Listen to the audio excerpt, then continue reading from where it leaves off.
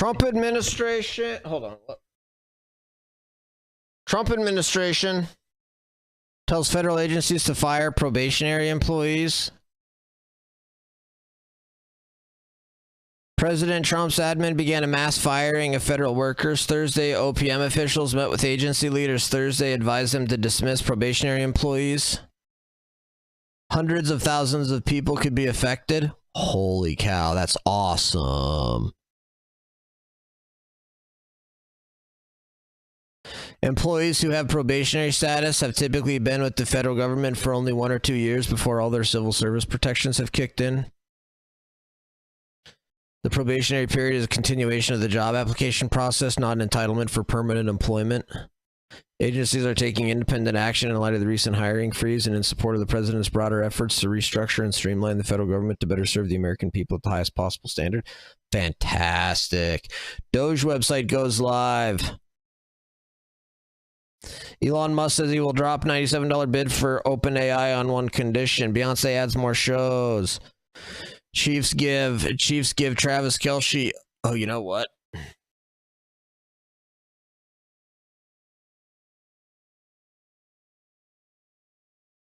Is this?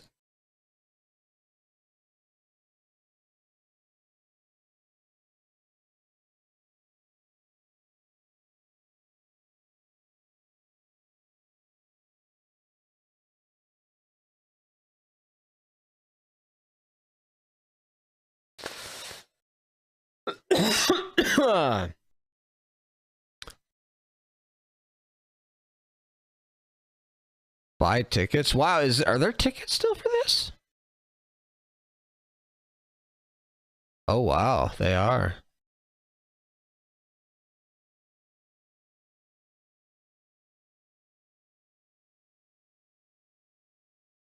Cool. All right, anyway, I was gonna watch the Trump presser. Y'all ready for oh, Guess is in the house. What up, Guess? Good to see you, my man. India said they're going to remove their excessive tariffs and VATs and will work with Trump to go line by line to remove what the U.S. does not like. Wow, that's awesome, Guess. That's fantastic. President Trump and Modi right there. Pete Hegseth presser. Oh my gosh, look at all this. RFK Jr. sworn in. Ask you to speak yet, please. Right? Okay. Go ahead, please. Go ahead. Go ahead, please. Mr. President, you are meeting Prime Minister Modi of India this afternoon. What kind of trade and tariff relations would you like to have with India, and what's the vision for India? Yeah, India traditionally is the highest, just about the highest tariff country. They charge more tariffs than any other country. And I mean, we'll be talking about that. But again, whatever they charge us, we're charging them. So it works out very well. It's a beautiful, simple system. And we don't have to worry about, gee, we're charging too much or too little. But traditionally, India is right at the top. Good. Good. Federal judge in Rhode Island ruled Trump can hold funds if he is following the law. Good. A huge setback for the 22 Dem AGs. Good. Fantastic. Good. For the pack, pretty much. There are a couple of smaller countries that are actually more. But India is a they charge tremendous tariffs. I remember when Harley Davidson couldn't sell their motorbikes into India because of the fact that India, the tax was so high, the tariff was so high. And Harley was forced to build, I guess they built, I don't know, that was a while ago, but I think they built a factory in India in order to avoid paying the tariffs. And that's what people can do with us. They can build a factory here, a plant or whatever it may be here, and that includes the medical, that includes cars, that includes chips and semiconductors, that includes everything. If you build chips and semiconductors are the same thing, Trump. Here, you have no tariffs whatsoever. And I think that's what's going to happen. I think our country is going to be flooded with jobs. What should consumers expect? Are prices I know, I'm so upset at him. Guess I'm so mad at him. going to go up short-term, Well, long-term? not necessarily. I mean, not necessarily, but I'll tell you what will go up is jobs. The jobs will go up tremendously. We're going to have great jobs for everybody. This is something that should have been done many years ago. China did it. I mean, China did it at a level that probably nobody's ever seen before. If you manufactured a car, you couldn't send it into China. The tariff was so high. So everybody went and they built in China. It was no big secret. So we're going to see, but it's going to mean tremendous amounts of jobs. And ultimately, prices will stay the same, go down. But we're going to have a very dynamic country. But if prices go up, Mr. President, because of these tariffs, who do you think voters should hold responsible? Oh, I think what's going to go up is jobs are going to go up. And Ooh, Caitlin Collins in the Oval Office, the press pool today, the select group. prices could go up somewhat short term, but prices will also go down. And I think the farmers are going to be helped by this very much because product is being dumped into our country and our farmers are getting hurt very badly by the last administration. The last administration hated our farmers, like at a level that I've never seen before. I think our farmers are going to be helped. Jobs are going to be helped, but our farmers are going to be helped. Our manufacturers are going to be helped. And again, if somebody wants to come in, including the car companies, if they want to come in and build car plants, they'll do it without tariffs, and therefore prices won't go up. There could be some short-term disturbance, but long-term, it's gonna make our country a fortune. So Americans should prepare for some short-term pain. No, you said that. I didn't say that. You know? What if the prices go up? Let's see what happens. Nobody really knows what is going to happen other than we know that jobs are going to be produced at levels that we haven't seen before. We know that we think interest rates are going to ultimately be coming down because of things that happen, and they go hand in hand with the tariffs. But we think that the prices for some things, many things, it could be all things, will go down. Ultimately, will go down. Mr. President, can you explain the timeline here, sir? There's a period of time for a review, a report, 180 days. What's the earliest date that you think tariffs will actually be implemented and executed? Well, I would say maybe I'll ask Howard to answer that because he's going to be the one that's implementing. What do you think? Our studies should be all complete by April 1st. So we'll hand the president the opportunity to start on April 2nd if he wants. So I think we'll be ready to go Pretty on close. April 1st, and we'll hand it to the president and he'll make his decisions. But remember, if they drop their tariffs, prices for Americans are coming down. Our production's going up and our costs are going down. Remember, it's a two-way street. That's why it's called reciprocal. Have you spoken to any American CEOs directly about this? Are they calling you and asking I've for spoken to many, exemptions? and many love it. And they say this is going to be the thing that makes our country really prosperous again. And this is going to be what pays down to $36 trillion in debt and all the other things. And this is going to be, this is an amazing day. I think this is going to be a very big day and in a very positive way for our country. Yes, please. Mr. President, you've talked about the VAT and the EU before and your concerns with how the EU treats you. Do you have a number in mind on the European Union? Do you have an idea of where that number is going to land? Well, what they are now is they have a 20% VAT tax, which we're considering to be similar or the same as the tariff. Plus, they charge lots of fees. And, you know, they're doing something else. European Union's been very tough on our companies. They sued Apple, they sued Google, they sued Facebook. They sued many other companies, and they're American companies, and the kind of numbers are staggering. And the court system over there is not very good to our companies. If you know that Apple had to pay, I think, $16 billion in a penalty, a court case that was really shocking because most people thought they would have won that court case, people that watched it. So they've been very tough. Airlines have called me up and they said, could you help us with Europe because they're charging us so many different fees. I got a call from the head of American, United, and other airlines saying, every time we land a plane, we get just absolutely killed by the European Union. And so they haven't been treated as good. You know, we think the European Union is wonderful. We all love Europe, love the countries in Europe, but European Union has been absolutely brutal on trade. Canada has been very bad to us on trade, but now Canada is going to have to start paying up. And Canada's been tough on the military because they have a very low military cost. They think we're going to, you know, protect them with our military, which is unfair. So Canada is going to be a very interesting situation because, you know, we just don't need their product. And yet they survive off the fact that we do 95% of what they do. Ina Chu, what up? Canada is just absolutely. Inachu, what's up? Before NAFTA, trade wars was a normal daily thing. Oh, for sure, Inachu, yeah. I mean, historically, trade was not allowed, like, or very limited. And then when it was allowed or done initially, it was done with the governments and the powers that be. Yeah, I mean, free trade has never existed, really, in a lot of ways. Absolutely, I say it, and sometimes people smile. Just like the free flow of capital has never really existed, as far as I can tell. And sometimes they say great idea, but Canada, their taxes would come down greatly, their security would go up greatly. Amazing things happen to Canada, and really Canada in this particular. Why would we pay $200 billion a year in subsidies to Canada when they're not a state? You do that for a state, but you don't do that for somebody else's country.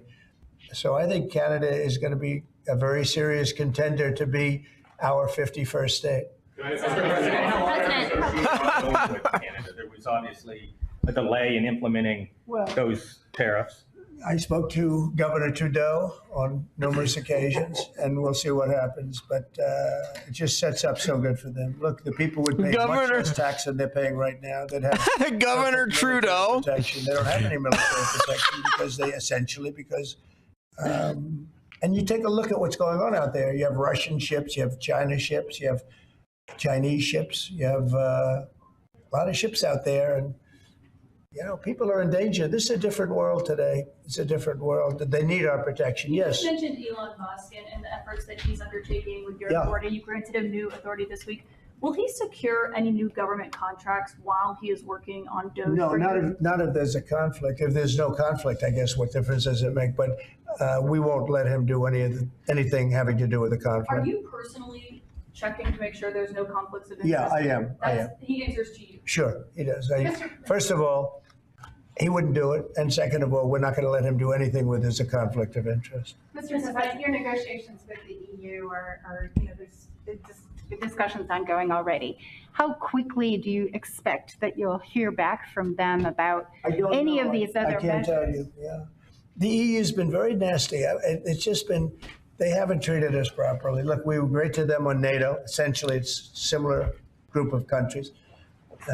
When I came in, my first term, I raised their fees. I mean, they were not paying. We were paying for, in my opinion, almost all of NATO. And now, I had the bad moment with the press where the press said, well, does this mean you won't protect them? And I said, I won't protect them if they're not paying. But because I said that, the Secretary General, as you know, said it was the greatest thing he's ever seen because the money came pouring in. But they don't treat us right on trade. They don't treat us right on the military either. I mean, if you look at Ukraine, we're in for probably $200 billion more than Europe. Why are we in for more than Europe? We're in for more than Europe. I mean, think of it, or NATO. I mean, let's call it NATO because Canada's in. By the way, Canada is just about the lowest payer. Also, they shouldn't be. They are just about the lowest payer in NATO in addition to everything else. So Canada's really been taken advantage of. And if anything, it was high competition state versus state. North Carolina won the Cotton Wars, was the #1 state to create Levi jeans. Maybe we should go back to that way again. North Carolina was the #1 state to make Craftsman tools. I think China owns Craftsman brand now. Wow. That's not good if China owns it now. That's interesting. Are you from North Carolina, Inachu, or what's all the knowledge about North Carolina all about? They had to pay just something modestly fair. They wouldn't be able to succeed as a country, and that's why I feel they have to become a state. Yes, ma'am. Thank you, Mr. President. Is it your expectation that partners will offer major concessions and that you actually John, what's up, John? Tariffs? No, I think that a lot of them will stay the same, and whatever they pay, I'll pay. I mean, we'll have a lot of them stay the same. I think some. Look, I heard as an example, EU lowered their tax on cars down to the exact same amount that they were much higher. They were approximately 5 times higher, and they lowered them down to the exact tax that we're charging. That took place like yesterday or the day before. Is that a correct statement? I think so, yeah. Do you expect any exemptions or waivers? I don't expect that, no. This is a simple system. I mean, there wouldn't be any. And in the case of Apple, I gave them a waiver, exemption in my first term because Samsung was in South Korea, and Samsung didn't have to pay the tax because it was a tax on China, and Apple makes a lot of their product in China. So I did that because it wouldn't have been fair. But now this applies to everybody across the board. This is a much simpler way of doing it, much better way. Did you had that major call yesterday with President Putin of Yeah. Russia. President Zelensky responded today, basically saying any agreements. Oh, that's cool, Inachu. That's cool. I'd love to go see old cotton mills in North Carolina. That sounds super interesting.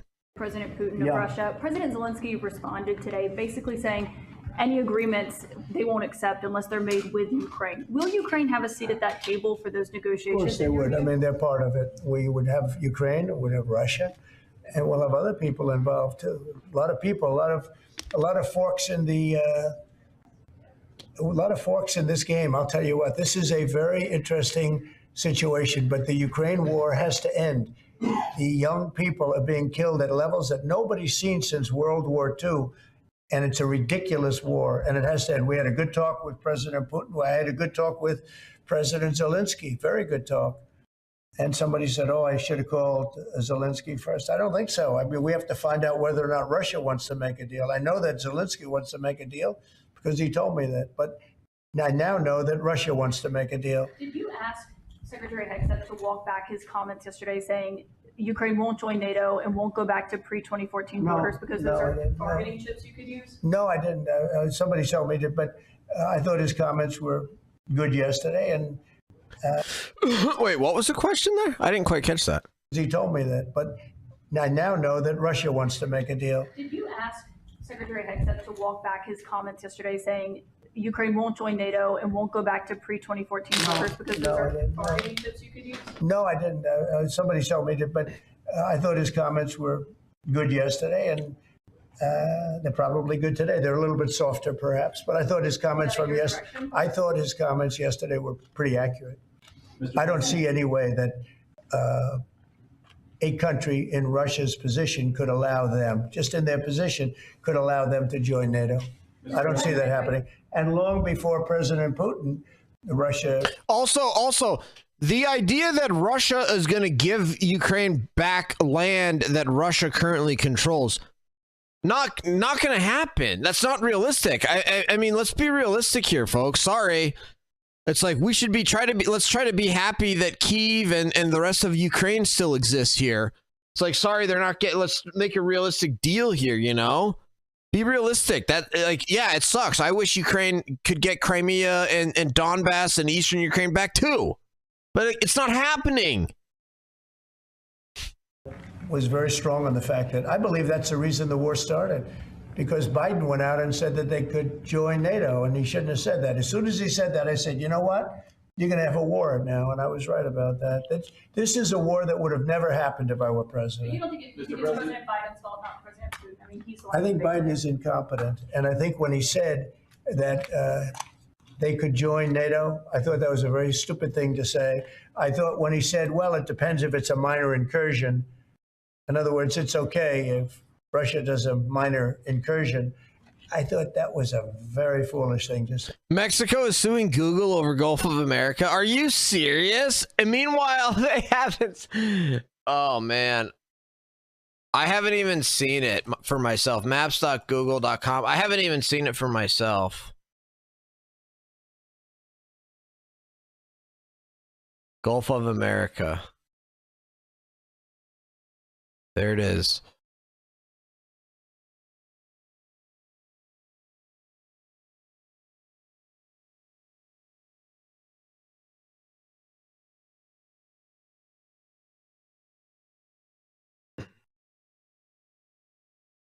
When do we expect Those things got it started. The other thing that got it started was how badly Milley and these stupid people, the bad generals, how badly they did with Afghanistan. I was going to pull out, but we were pulling out with dignity and strength, and we were going to take our equipment with us and everything else.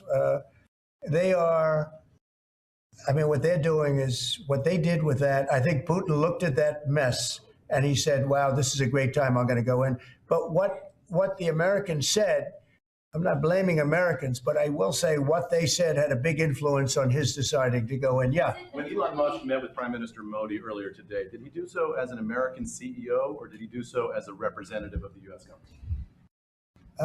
Are you talking about me? No, Elon Musk. Elon, I don't know. They met, and I assume he wants to do business in India. But India is a very hard place to do business in because of the tariffs. They have the highest tariffs just about in the world, and it's a hard place to do business. No, I would imagine he met possibly because he's running a company. He's doing this as something that he's felt strongly about for a long time because he sees what's happening and he sees how the country is really being hurt badly by all of the fraud, waste, and abuse. Yeah. So how would Modi know whether he's meeting with a CEO or meeting with a representative of your government? Well, he's meeting with me in a little while, so I'm going to ask him that question. All right, I'll ask him that question. Yeah. On auto tariffs, what should we expect, sir? You mentioned obviously steel and aluminum and pharmaceuticals. What are you thinking about auto tariffs? We haven't talked about that much. I think autos are coming soon. I think they're all coming more or less at the same time. And it's not going to be a big shock to the system. But what it's going to do is it's going to bring pharmaceuticals back to our country. Much more important than the money. It's a lot of money, but it's going to bring pharmaceuticals back to our country. It's going to bring chips back to our country. It's going to bring automobile. We're going to do a lot more automobile manufacturing in our country. When I did this, when I announced this during the campaign, they were going to build the largest car plant in the world in Mexico. It was almost under construction. It was just starting. And when they heard me make that statement, and they thought I was going to win the election, actually, it was a few months before the election itself. China was building the car plant. It was going to be the largest in the world. They immediately stopped construction. You can see the foundations there. They immediately stopped. When they heard I was doing this, that would have destroyed Detroit. It would have destroyed Michigan. This plant would have taken up more than almost the whole state built. And it would have been very destructive. When they heard me speak and they said, wow, if he gets in, we're gonna lose our shirt. So they stopped building. That's the impact that tariffs have. Again, I say it and I say it loudly. It's the most beautiful word, but now I say religion, love, and a couple of other things are more beautiful because I got in a lot of problem with the fake news when they said, oh, other things are more important. God is more important, but these are the words. But I would say it's number 4 or 5. To me, it's the most beautiful. And I'll tell you what. But I would say it's number 4 or 5. Really, reciprocal tariffs. Grumple, what's up? Reciprocal makes tariffs really fair. Honestly, there'd be no exemptions, right? It would be all auto imports? Any exemptions now because you don't need to. With reciprocal, you don't need to. Mr. President, Gavin Kleiger just arrived at the IRS. Fox Radio. Do you have an update on the TikTok negotiations? Yeah, we have a lot of people. Timeline's running out. Well, I have 90 days from about 2 weeks ago, right? And I'm sure it can be extended, but let's see. I don't think you'll need to. We have a lot of people interested in TikTok. And I hope to be able to make a deal. I think it would be good. People have learned it's very popular. And we'll have to probably get approval from China to do it. But we have a lot of people that are interested and a lot of people. I think China will be interested because it's to their benefit too. So I look forward to that. But we have a lot of people that are interested in TikTok, quite a few. Mr. President, Doge workers arrived today. Gavin Kleiger and others arrived today at the IRS. Do you expect to close? Dude, I don't see this TikTok situation ending very well. Anybody else see this TikTok situation ending well? Living a dream, Mango. Good. Ruddy Brick, what up? Yo, great day to be an American. Hope you're doing well. Yeah, it is, brother. We got a lot to be thankful for, don't we? Brooke Rollins confirmed, got a Secretary of Ag. Awesome, guess. That's great news. Same with RFK, right? That's the big one, right? RFK Jr. got confirmed. Look at this. Hollywood rattled by assault on DEI, dissent at Disney, capitulation.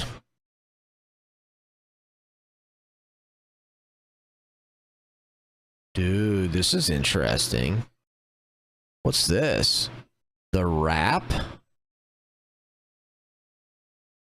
Hollywood's efforts to promote diversity on screen and behind it are under siege 1 month into the Trump admin, with Disney publicly scaling back DEI efforts, Comcast facing an FCC investigation over its policies seeking to promote inclusion. The moves have sent tremors through the entertainment industry as executives and creatives wonder where the hard-won gains in equality and more balanced representation will be lost or worse, punished. Hollywood... Yeah, if you've been engaging in racial discrimination, yeah, you should be punished. I'm not sure if that's what you're talking about there, though.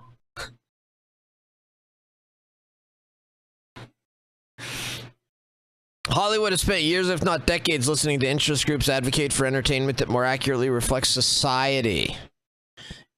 Oh, and they get to decide, huh?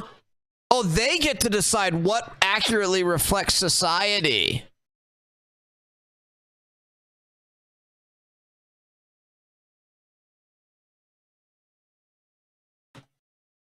Imagine believing that you can perfectly curate something to accurately reflect society.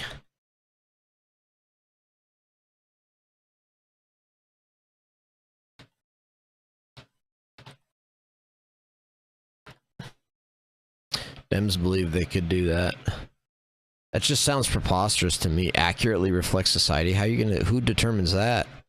Now those same studios find themselves dealing with pressure to undo programs launched with goals in mind. And for what it's worth, the interest groups were silent this week when their app reached out, with NAACP, GLAAD, ACLU, Color of Change uncharacteristically declining to comment.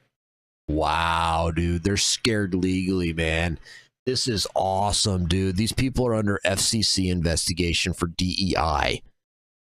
They are now under government investigation for their DEI for racial discrimination. They should be under investigation for racial discrimination. I have their licenses yanked and everything else for this DEI crap. Right?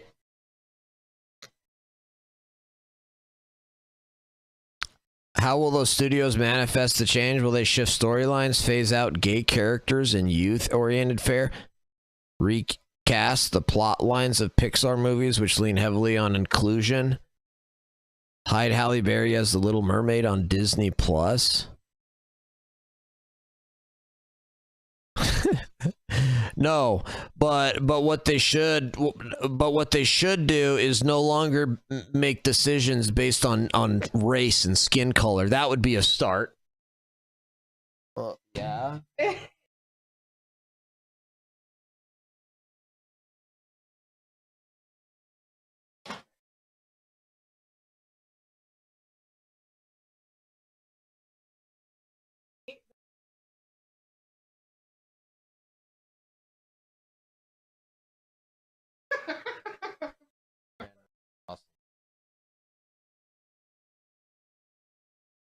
Whoa, Grumple chatting in the YouTube chat. Remember to sub and slap that like button. Thank you, Grumple. Yes, never forget to slap that like button on YouTube.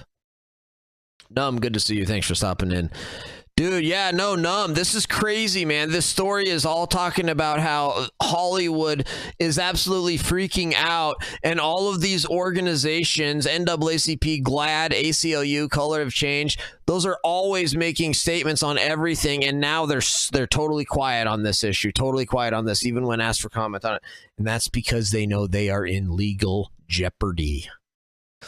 In a chilling letter to Comcast Chairman and CEO Brian Roberts on Tuesday, Federal Communications Commission Chairman Brendan Carr said there's substantial evidence that the media conglomerate and NBC Universal are promoting invidious forms of DEI in a way that illegally discriminates. He cited language on the company's website that DEI is a core value of its business, and public reports that state it has an entire DEI infrastructure that includes annual DEI days, training for the company's leaders, and initiatives on the TV and programming side of the business.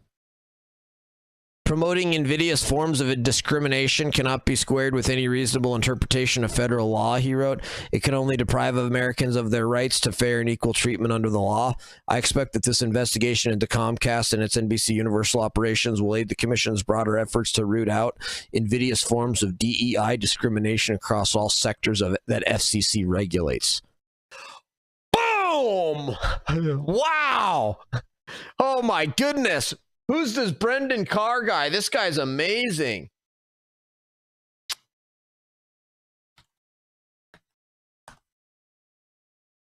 Holy cow, dude. Chairman of the FCC.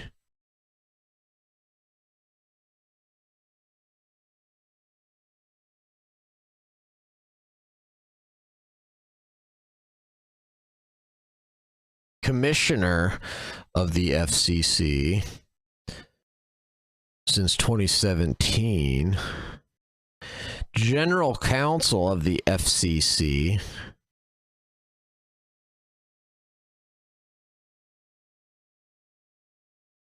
dude, he's only 46 years old. Wow, he was born in DC, of course, Georgetown University, and then Catholic University of America.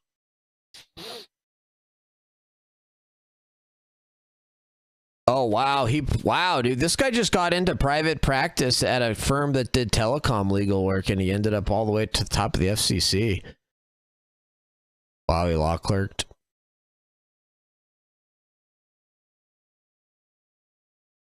Oh, wow. He was a legal advisor to Commissioner Ajit Pai. Dang, dude. This guy's freaking impressive, man.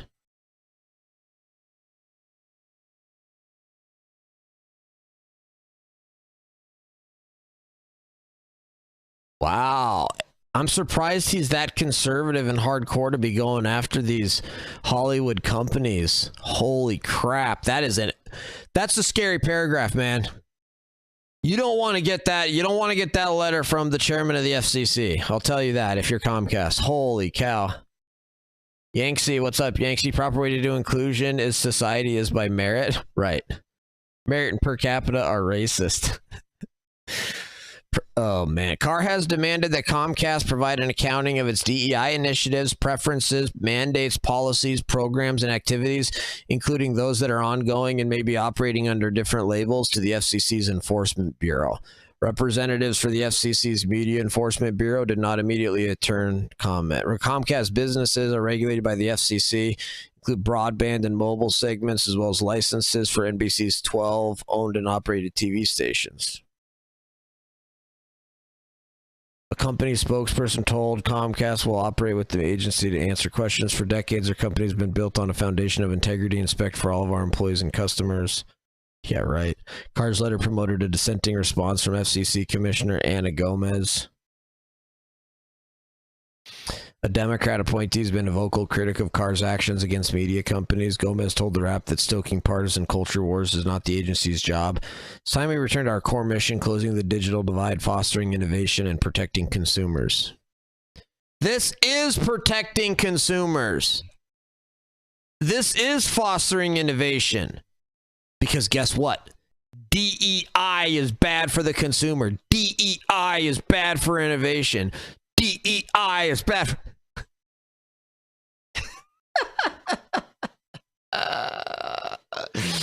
Oh, isn't that fun? It's a fun word to say, man. It's a very, very fun word to say.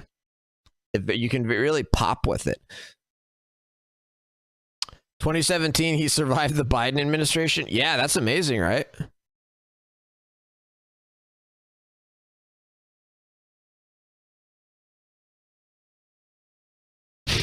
Right, Num. Right.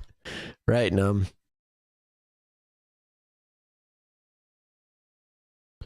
Nevertheless, companies already appear to be making preemptive action to avoid conflicts with the government. Earlier this week, Disney announced its rollback of DEI. The company is getting rid of its Reimagine Tomorrow campaign, shifting focus from diversity and inclusion to talent strategy. and even changing the way it warns Disney Plus viewers of problematic material in older films and series. Instead of an on-screen warning that plays before the material, there's a little bug in the corner, only visible if you press pause.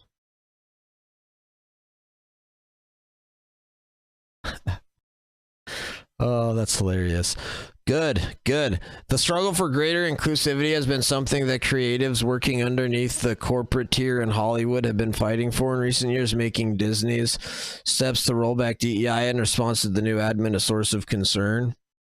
One animation audio staffer has sued corporate interference on projects like Win or Lose, the Pixar series that deleted a trans storyline last year, worried that the lack of DEI protections would make for more frequent and forceful pushback.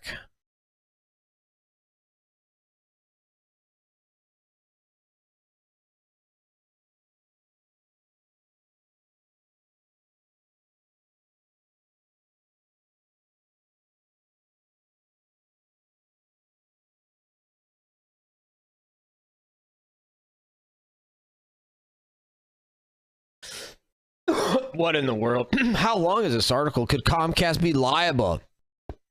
Excuse me. According to Comcast's latest available impact report, the company's total workforce as of 2023 was 37% female, 46% people of color. Wow. Seems high on both of those. Out of that total, women and people of color make up 37%, 23% of the executive leadership percent. 44%, 32% of directors, 45%. What? Who even cares actually about these percentages? Like, what's the point here? Comcast has a board that is 60% diverse racially. I don't even know what that means.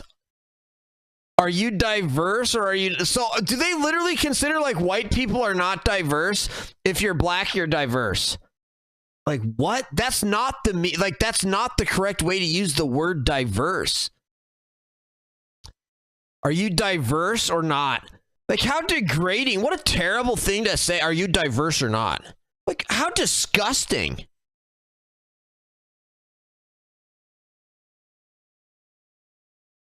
Am I crazy for thinking that, you guys, or what?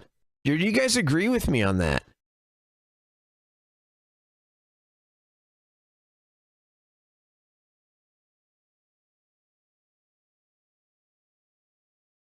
Diverse is the new slur. Oh, he's diverse. That's hilarious, Grumple. Oh man. Yeah, no, freaking Grumple. He's diverse. You don't want to deal with him. That is terrible, man. That's terrible. Pretty funny joke, though.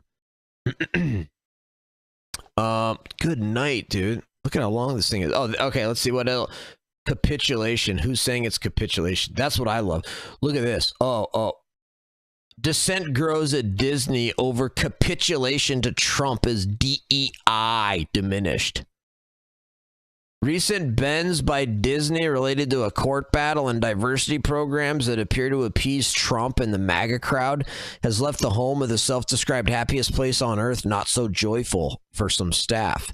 The moves at Disney came amid a hard push by the Trump admin to end DEI.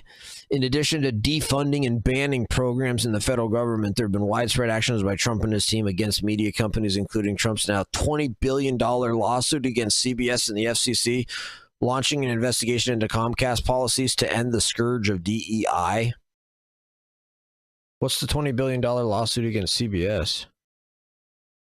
Oh, the 60 Minutes interview one? Oh, okay. Dude, you know what's hilarious is like Donald Trump gets made fun of for all of these lawsuits, and then dude, he just got like 20 million or 30 million from Facebook. He got like $10 million from X. Dude, he's getting massive settlements out of these cases he's filing. And those are his personal cases. And this, of course, this Comcast one is not his personal thing. That's the government going after Comcast.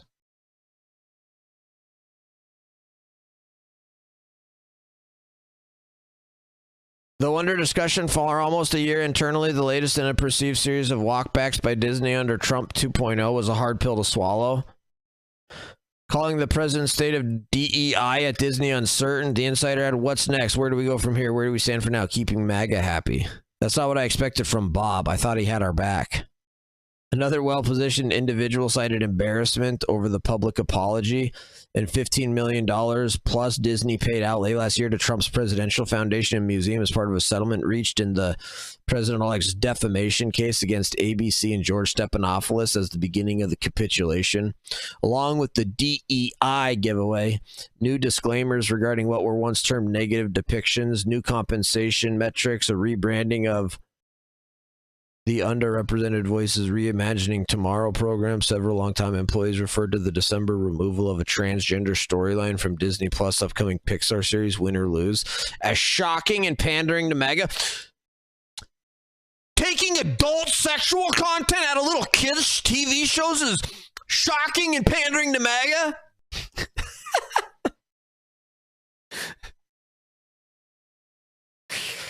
Oh man, sorry, I'm kind of in a weird mood if you guys can't tell. This is nuts, man. It's the first time I've actually checked Drudge Report in a long time too.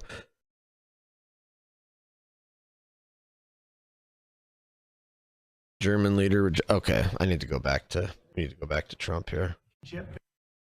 The IRS, or what are you expecting? No, I don't expect it, but I think that the Internal Revenue Service will be looked at like everybody else. Just about everybody's going to be looked at. So it's they're doing a hell of a job.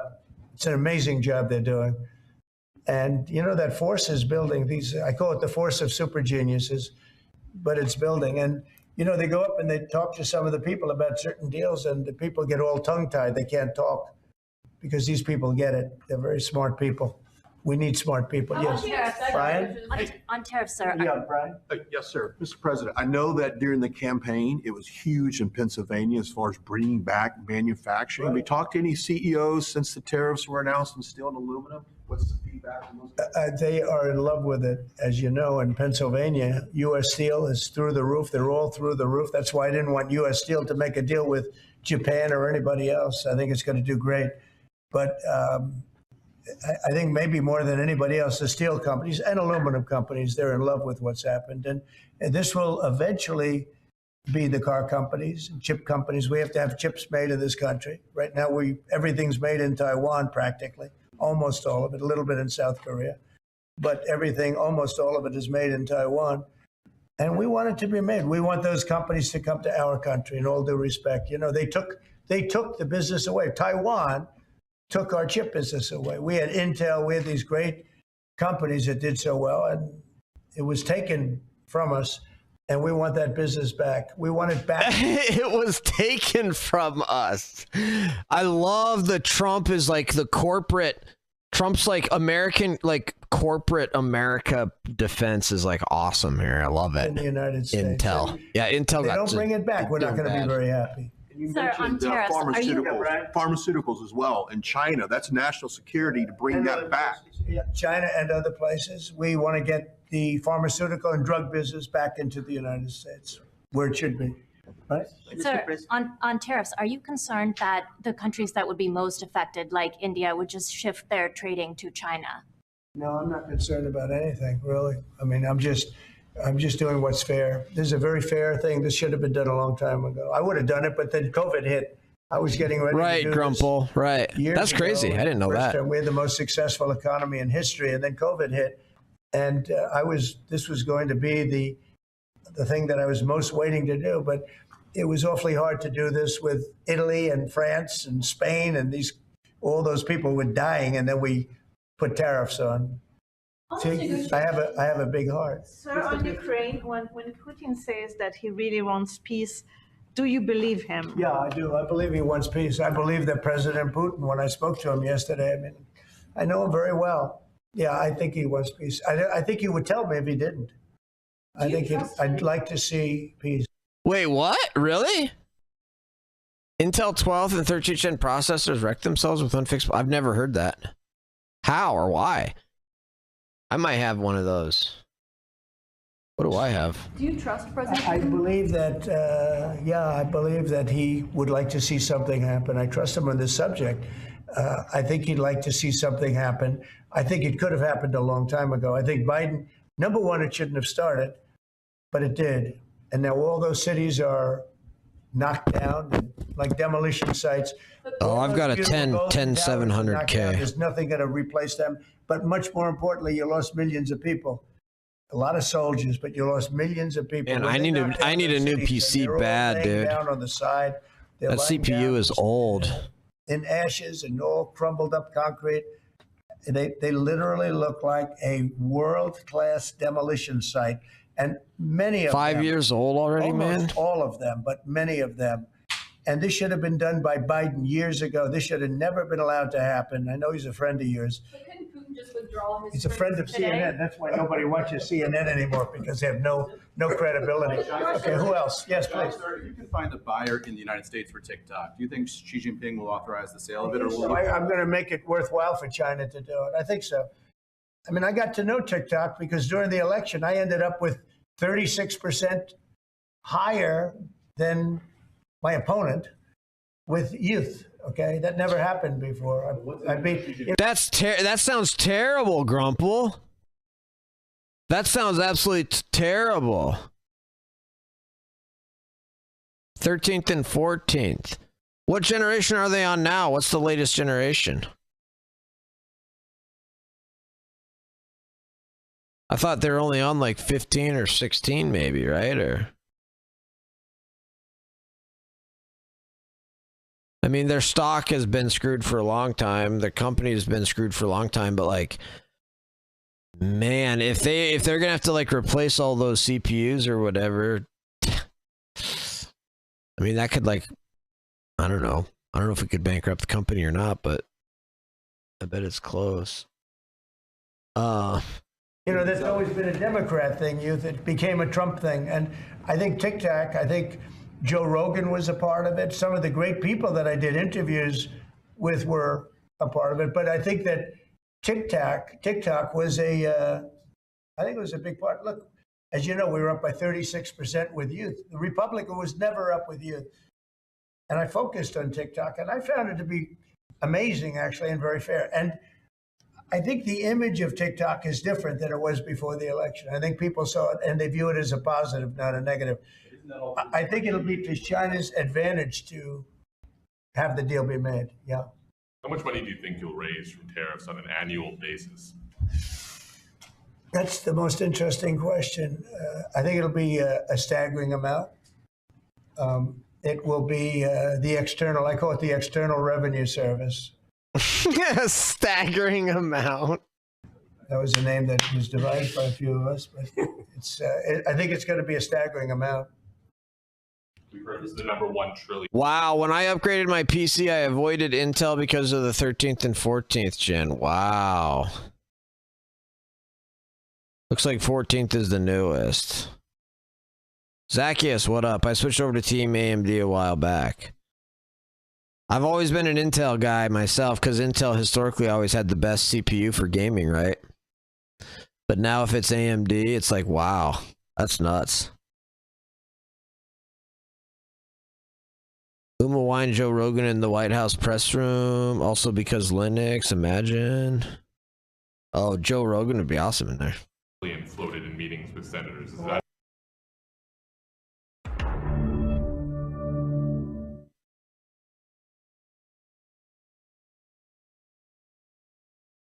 I want to hear why, but do you think that calling Elon Musk a dick is effective messaging for confronting what is a potentially irreversible transformation of the U.S. government?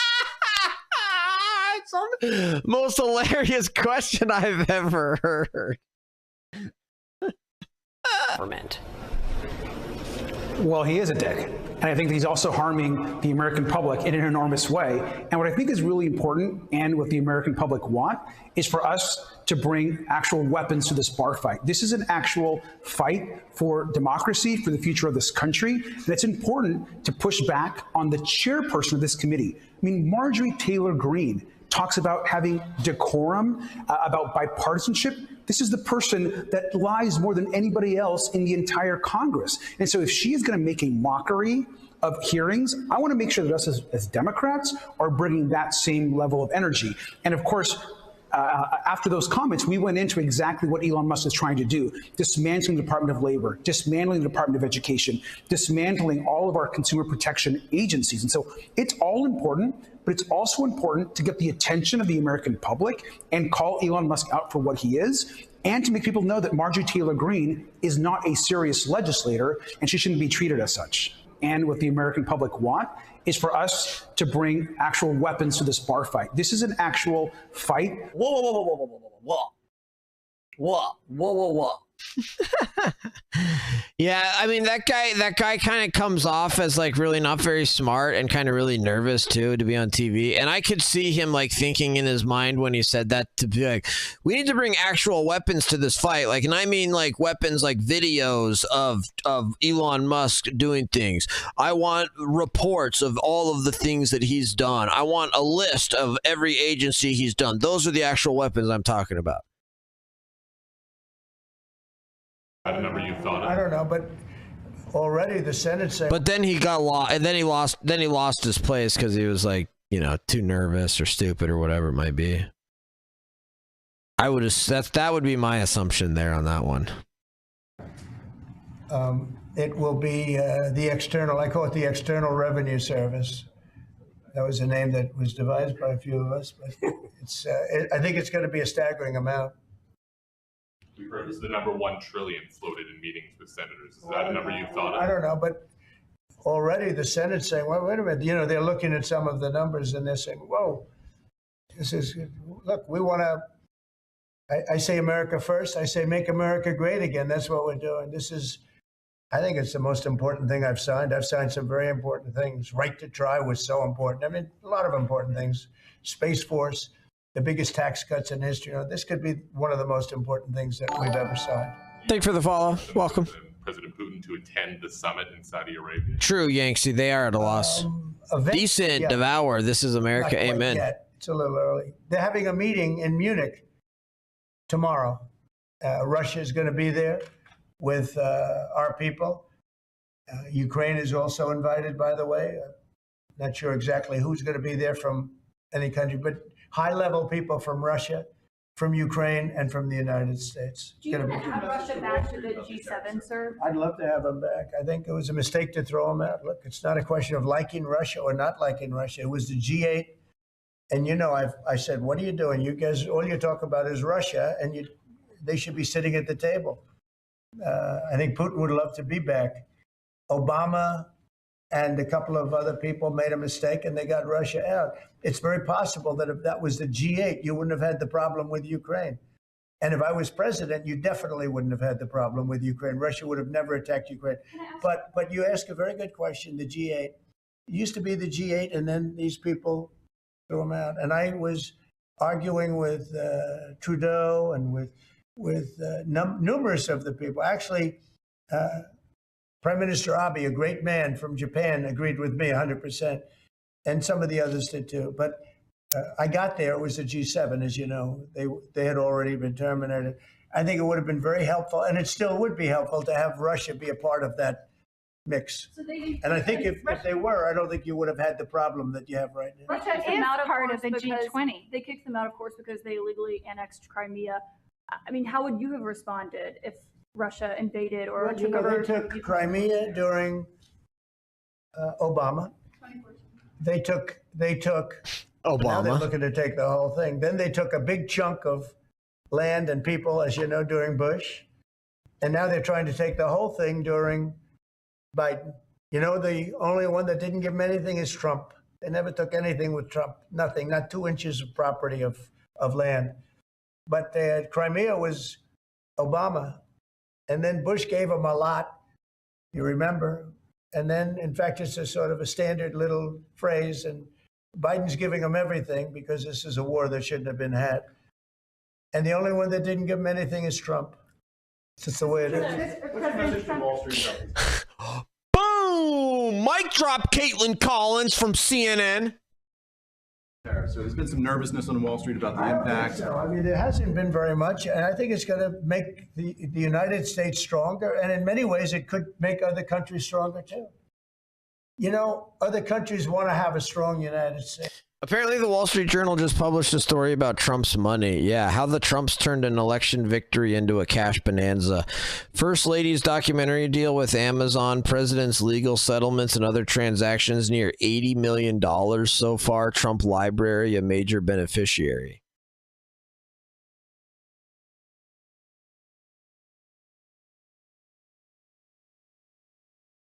When Amazon founder Jeff Bezos dined with Trump and his wife Melania at Mar-a-Lago in December, there was a lot at stake for both men. Bezos, a titan of industry whose company is crucial to the U.S. economy, was rebuilding his relationship with a resurgent and powerful soon-to-be president. A lot was at stake for Melania, too. She was looking for a buyer for a documentary about her transition back to First Lady. Her agent had pitched the film, which she would executive produce, to a number of studios, including the one owned by Amazon. As the meeting approached, Melania consulted with director Brett Ratner on how to sell her idea to the world's third richest man. Melania regaled Bezos and his fiancée Lauren Sanchez with the project's details at dinner. Just over 2 weeks later, Amazon, a company that prides itself on frugality and sharp negotiating, agreed to pay $40 million to license the film, the most Amazon had ever spent on a documentary, and nearly 3 times the next closest offer. Netflix and Apple declined even to bid. Paramount made a lowball $4 million distribution rights offer. Disney offered $14 million. We licensed the upcoming Melania Trump documentary film and series for one reason and one reason only, because we think customers are going to love it. The First Lady's cut is more than 70% of the $40 million, according to people familiar with the matter, and they're still looking for more. Melania's agent has been trying to sell sponsorships for the film, starting at $10 million, to prominent CEOs and billionaires who were at the inauguration. Buyers would get thanked at the end of the credits and be invited to the premiere. These overtures were made independently of the deal with Amazon, which was on air The Outreach. The Amazon deal is just one of the ways the new First family has benefited from its return to the White House. Companies have directed about $80 million to members of the Trump family and the Trump Presidential Library so far, as defendants settle lawsuits the president previously filed against them and corporations entering the new business ventures, including the documentary. This figure doesn't include gains from crypto pursuits. Much of the legal settlement money will go to a fund for the president's library, a not-for-profit whose mission is to preserve and steward Trump's legacy. But Trump's share of a $10 million settlement Elon Musk's agreed to this week is expected to go to him directly. That's hilarious. Like, basically, Elon Musk just gave $10 million to Trump. That's hilarious. Wow. The pace and volume of the family's money-making efforts so far are unprecedented, surpassing even the activity of Trump's first term, which drew condemnation from ethics watchdogs and congressional Democrats. Yeah, which was all pathetic and made up and fake and stupid and basically screwed the Democrats over because nobody cared about him. S-Rule, what's up? Welcome back. Zacchaeus says, what I don't get is the people who hang on to ideology on the left and the right that has proven failures. Post-World War II, we've done the same failed policies and such with no good results and increasingly negative results. All of what Trump is doing has been a long time coming, as those same people haven't stopped complaining about the same things for so long. If every 4 years nothing changes, wouldn't they think there's a problem? You'd think, right? Ty Cobb, who served as a top White House lawyer in Trump's first admin and has since emerged as a critic, said the president's efforts to profit this time are far bolder. Everything he does is either to be vengeful or to accumulate wealth, power, and adulation. Trump sees an opportunity because all these people want a piece of him. Wow, give me a break. That sounds like a pathetic, jealous man right there. A spokesman for the First Lady directed questions to the Trump org, which said it couldn't comment on her behalf. The White House didn't respond to requests for comment. The Trump org, Trump's main real estate and licensing company, last month said the president wouldn't be involved in the day-to-day management once he took office and that the company wouldn't enter into new contracts with foreign governments during his presidency.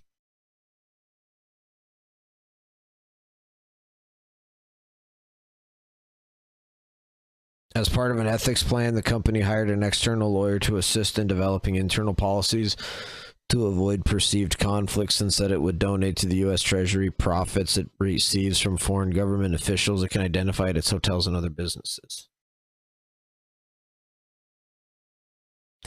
Trump's investments and assets will remain in a trust managed by his children, and Trump will have limited access to the company's financial information.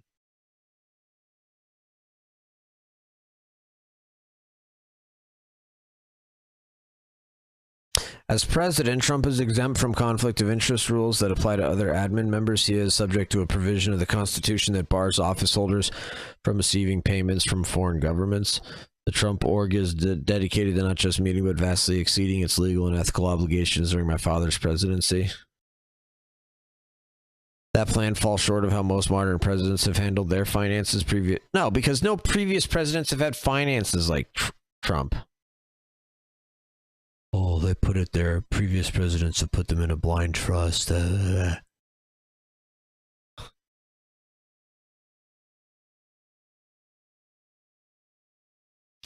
Trump org remains open for business with foreign companies.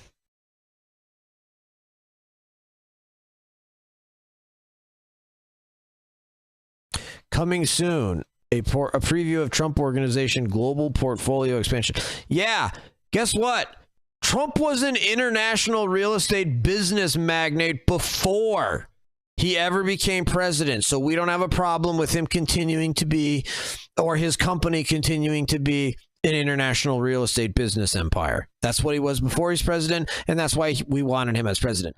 The fact that all you Democrat politicians don't have international real estate empires is all you need to know.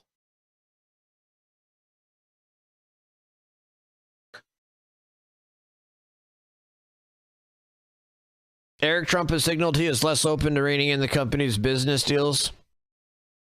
I tried to do everything right in 2016. I got very little credit for it. On Monday, Trump fired the head of the Office of Government Ethics.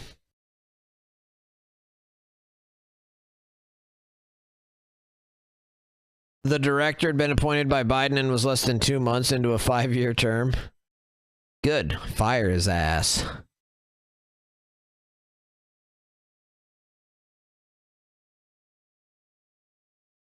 Dude, I love how all of the Trumps have the same exact hair. Comb style.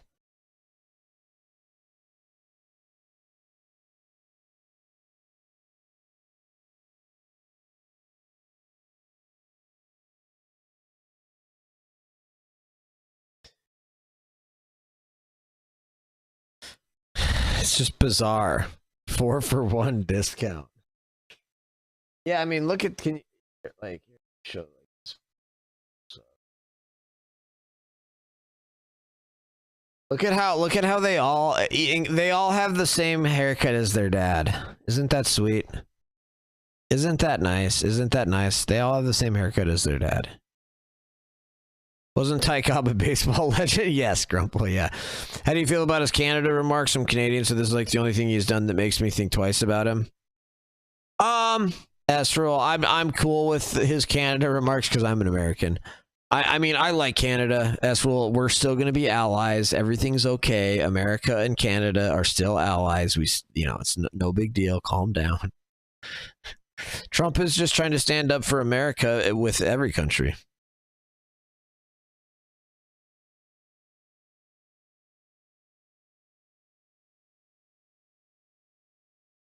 Komital. Hutima said the president appears to have dispensed with the pretense of guardrails in his second term. Trump has also ramped up his retail efforts. The Trump org sells merchandise, including a $95 ornament with a 3D depiction of Mar-a-Lago and a $550 gold branded bling clutch. Trump licenses his name to companies selling a $100,000 18-karat gold tourbillon watch. There are no requirements that those businesses disclose who is making purchases.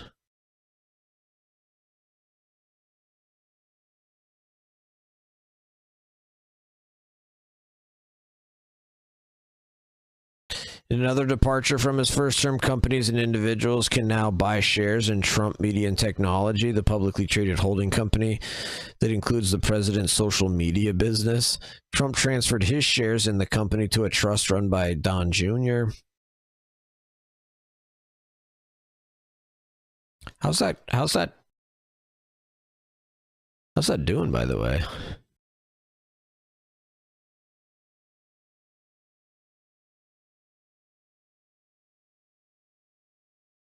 It seems like it's okay. It does not look like it's doing great.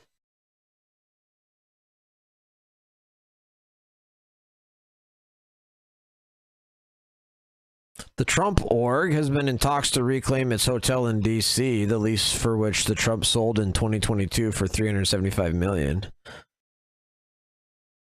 Why do they want to go get the hotel in D.C. back? Why would they like sell it, get it back, sell it, get like that? Doesn't make sense, does it? The price of a membership initiation fee at Trump's Florida resort hit $1 million in the months before the election, up from $200,000 in 2017. Wow. Days before taking office, the president and his family began selling Trump and Melania crypto tokens.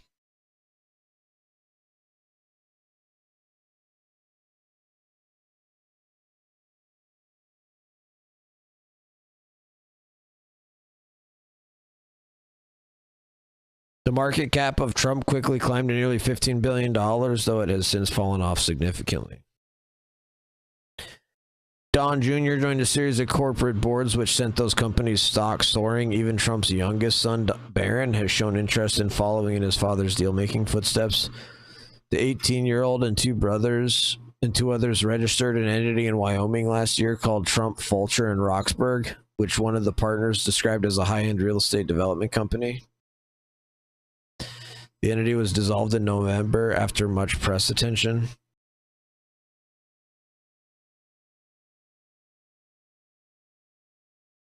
About half of the post-election windfall has come from leaning on old adversaries in Silicon Valley and the press to settle censorship and defamation lawsuits Trump had previously filed against them. Most of the cases had been languishing.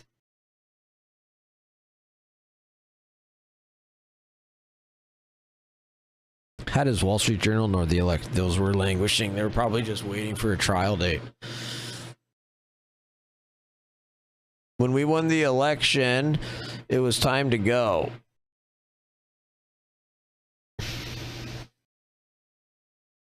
Crazy, man. They want to have a strong America, and I think it's going to make us very, very strong, much stronger.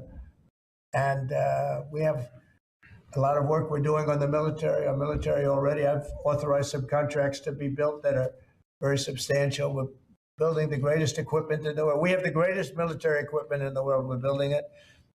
At some point, when things settle down, I'm going to meet with China, and I'm going to meet with Russia, in particular, those two. And I'm going to say, there's no reason for us to be spending almost $1 trillion on military. There's no reason for you to be spending $400 billion. China's going to be at 400 billion. We're at $1 trillion. We're going to be at close to $1 trillion.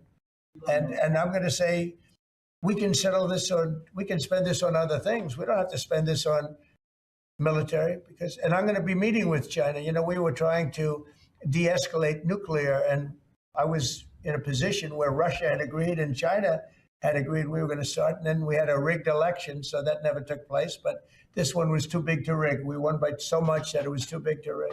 Would it be a China meeting in the United States, or would you travel to China for that? For what? A China meeting. I tell people all the time, you know, the question is who's going to have the first meeting, where are you going to, I say this to Putin, to President Xi, I say to everybody, never bothered me, you know, I'm willing to say I'll go first. It doesn't matter. It's the end result that counts. So it doesn't make any difference. When do you want to have a conversation about global defense spending, you, China, Well, I'd Russia? like to have that. As soon as things settle down, I'm going to have that conference, primarily with China and Russia, because those are the two that really are out there. And we're going to have them spend a lot less money, and we're going to spend a lot less money. And I know they're going to do it. They agreed to it. We were talking about denuclearizing. And President Putin and I agreed that we were going to do it in a very big way. There's no reason for us to be building brand new. Whoa! Liberty Twitcher! Holy cow! The tier 3! Thank you, Liberty Twitcher. That's massive, Liberty Twitcher. That tier 3 sub is huge, man. Thank you so much. 45 months. Trump 2.0 is amazing. So calm, so cool, so clear. God bless him. Amen, Liberty Twitcher. He really is a different man. Donald Trump truly is like a different guy. It's like he is definitely way more calm. I don't know if it's the assassination attempt and a religious experience he had, or if it's just winning the election and he's feeling very confident right now, but he is in the zone and he's nailing it. Nuclear weapons. We already have so many you could destroy the world 50 times over, 100 times over. And here we are building new nuclear weapons, and they're building nuclear weapons, and China's building new nuclear weapons, and China's trying to catch up because, you know, they're very substantially behind, but within 5 or 6 years, they'll be even. And we're all spending a lot of money that we could be spending on other things that are actually, hopefully, much more productive. Hopefully, there'll never be a time when we need those weapons. If there's ever a time when we need nuclear weapons, like the kind of weapons that we're building and that Russia has and that China has to a lesser extent, but will have, that's going to be a very sad day. That's going to be probably oblivion. Do you see that as separate conversations, or do you see one giant summit with you, Xi Jinping, and Vladimir Putin? Yeah, I could see that. Let things calm down a little bit. You know, when I left, we had no Middle East problem. We had no Russia going into Ukraine. They never would have done it.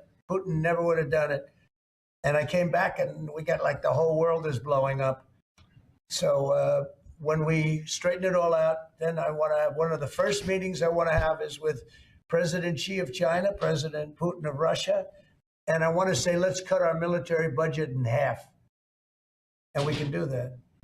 And I think we'll be able to do it. If Elon Musk identifies wasteful spending in the Defense Department, defense contractors and the like, are you willing to go after that spending as well? We have to go waste, fraud, and abuse. Yeah, and we're doing that.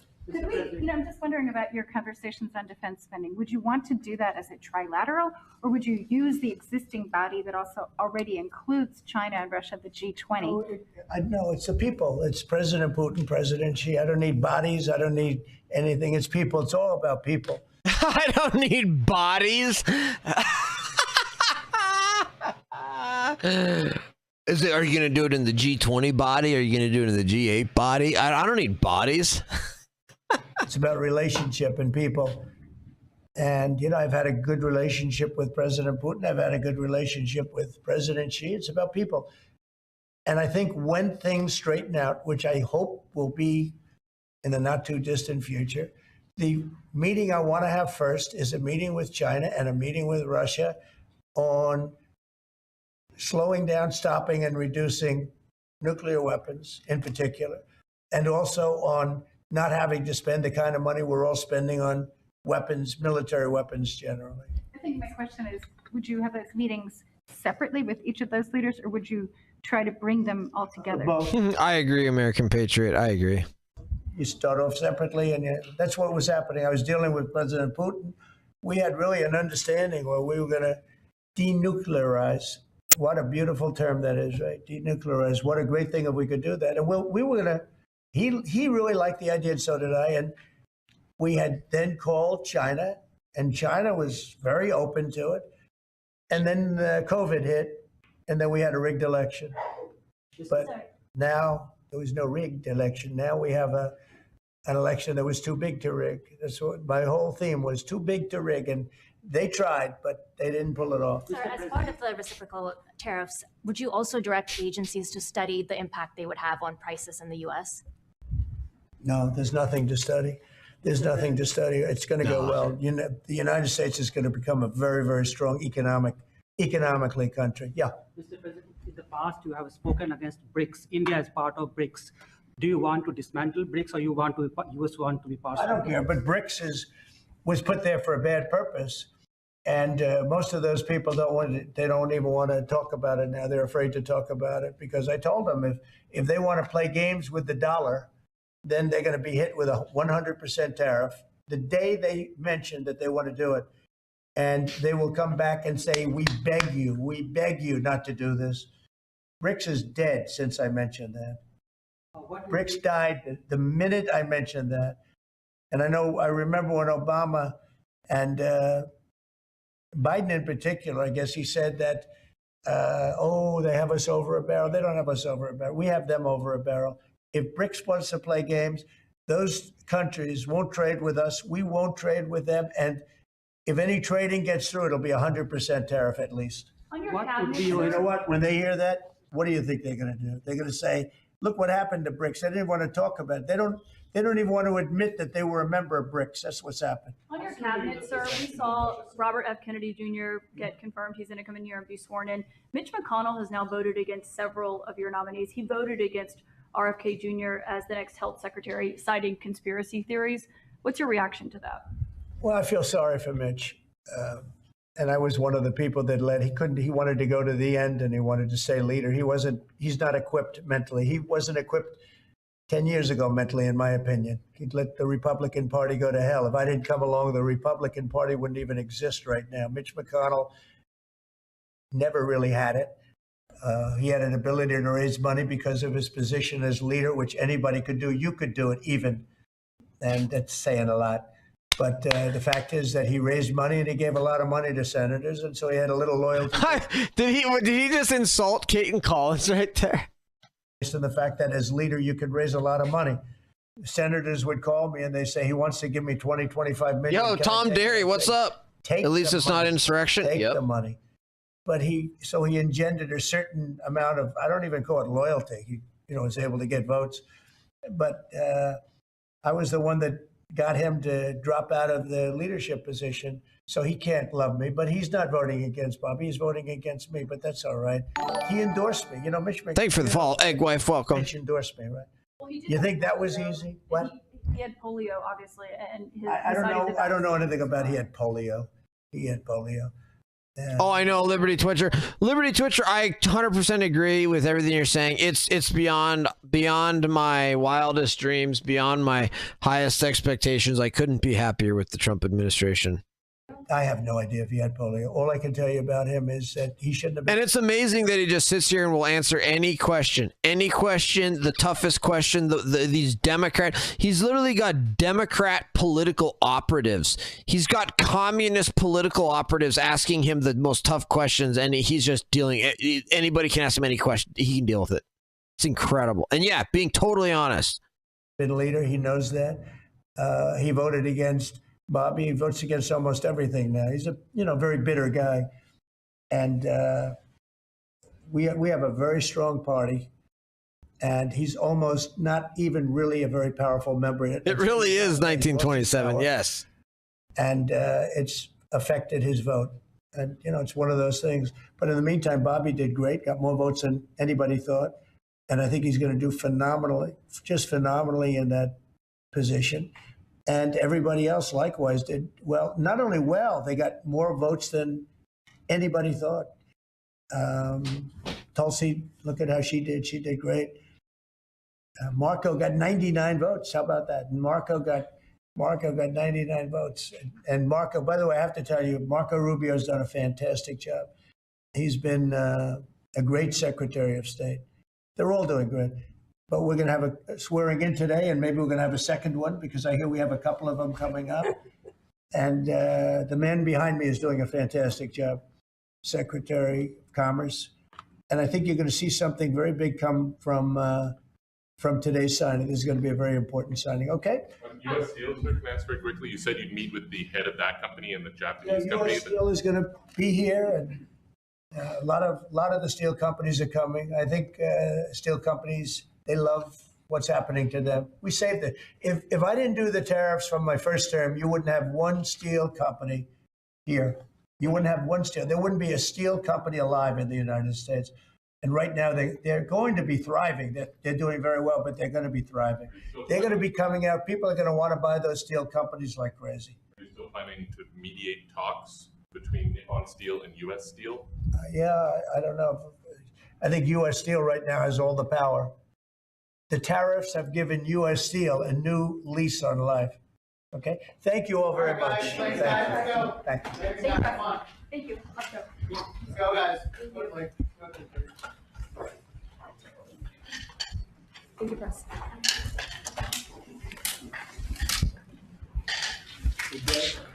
All right, my neighbor is swinging over now, so we got one more piece of Trump content for the day. And we kept the relationship during the... But I don't want to miss this. NATO's strategic objectives are to prevent great power conflict in Europe, deter nuclear and non-nuclear aggression, and defeat threats to treaty allies should deterrence fail. Second, the U.S. is committed to building a stronger, more lethal NATO.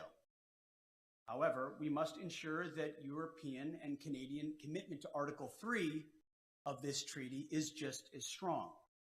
Article 3 says that allies, and I quote, by means of continuous and effective self-help and mutual aid, will maintain and develop their individual and collective capacity to resist armed attack. Leaders of our European allies should take primary responsibility for defense of the continent, which means security ownership by all allies, guided by a clear understanding of strategic realities, and it's an imperative given the strategic realities that we face. And that begins with increasing defense spending. 2% is a start, as President Trump has said, but it's not enough. Nor is 3%, nor is 4%, more like 5%. Real investment, real urgency. We can talk all we want about values. Values are important. But you can't shoot values. You can't shoot flags, and you can't shoot strong speeches. There is no replacement for hard power.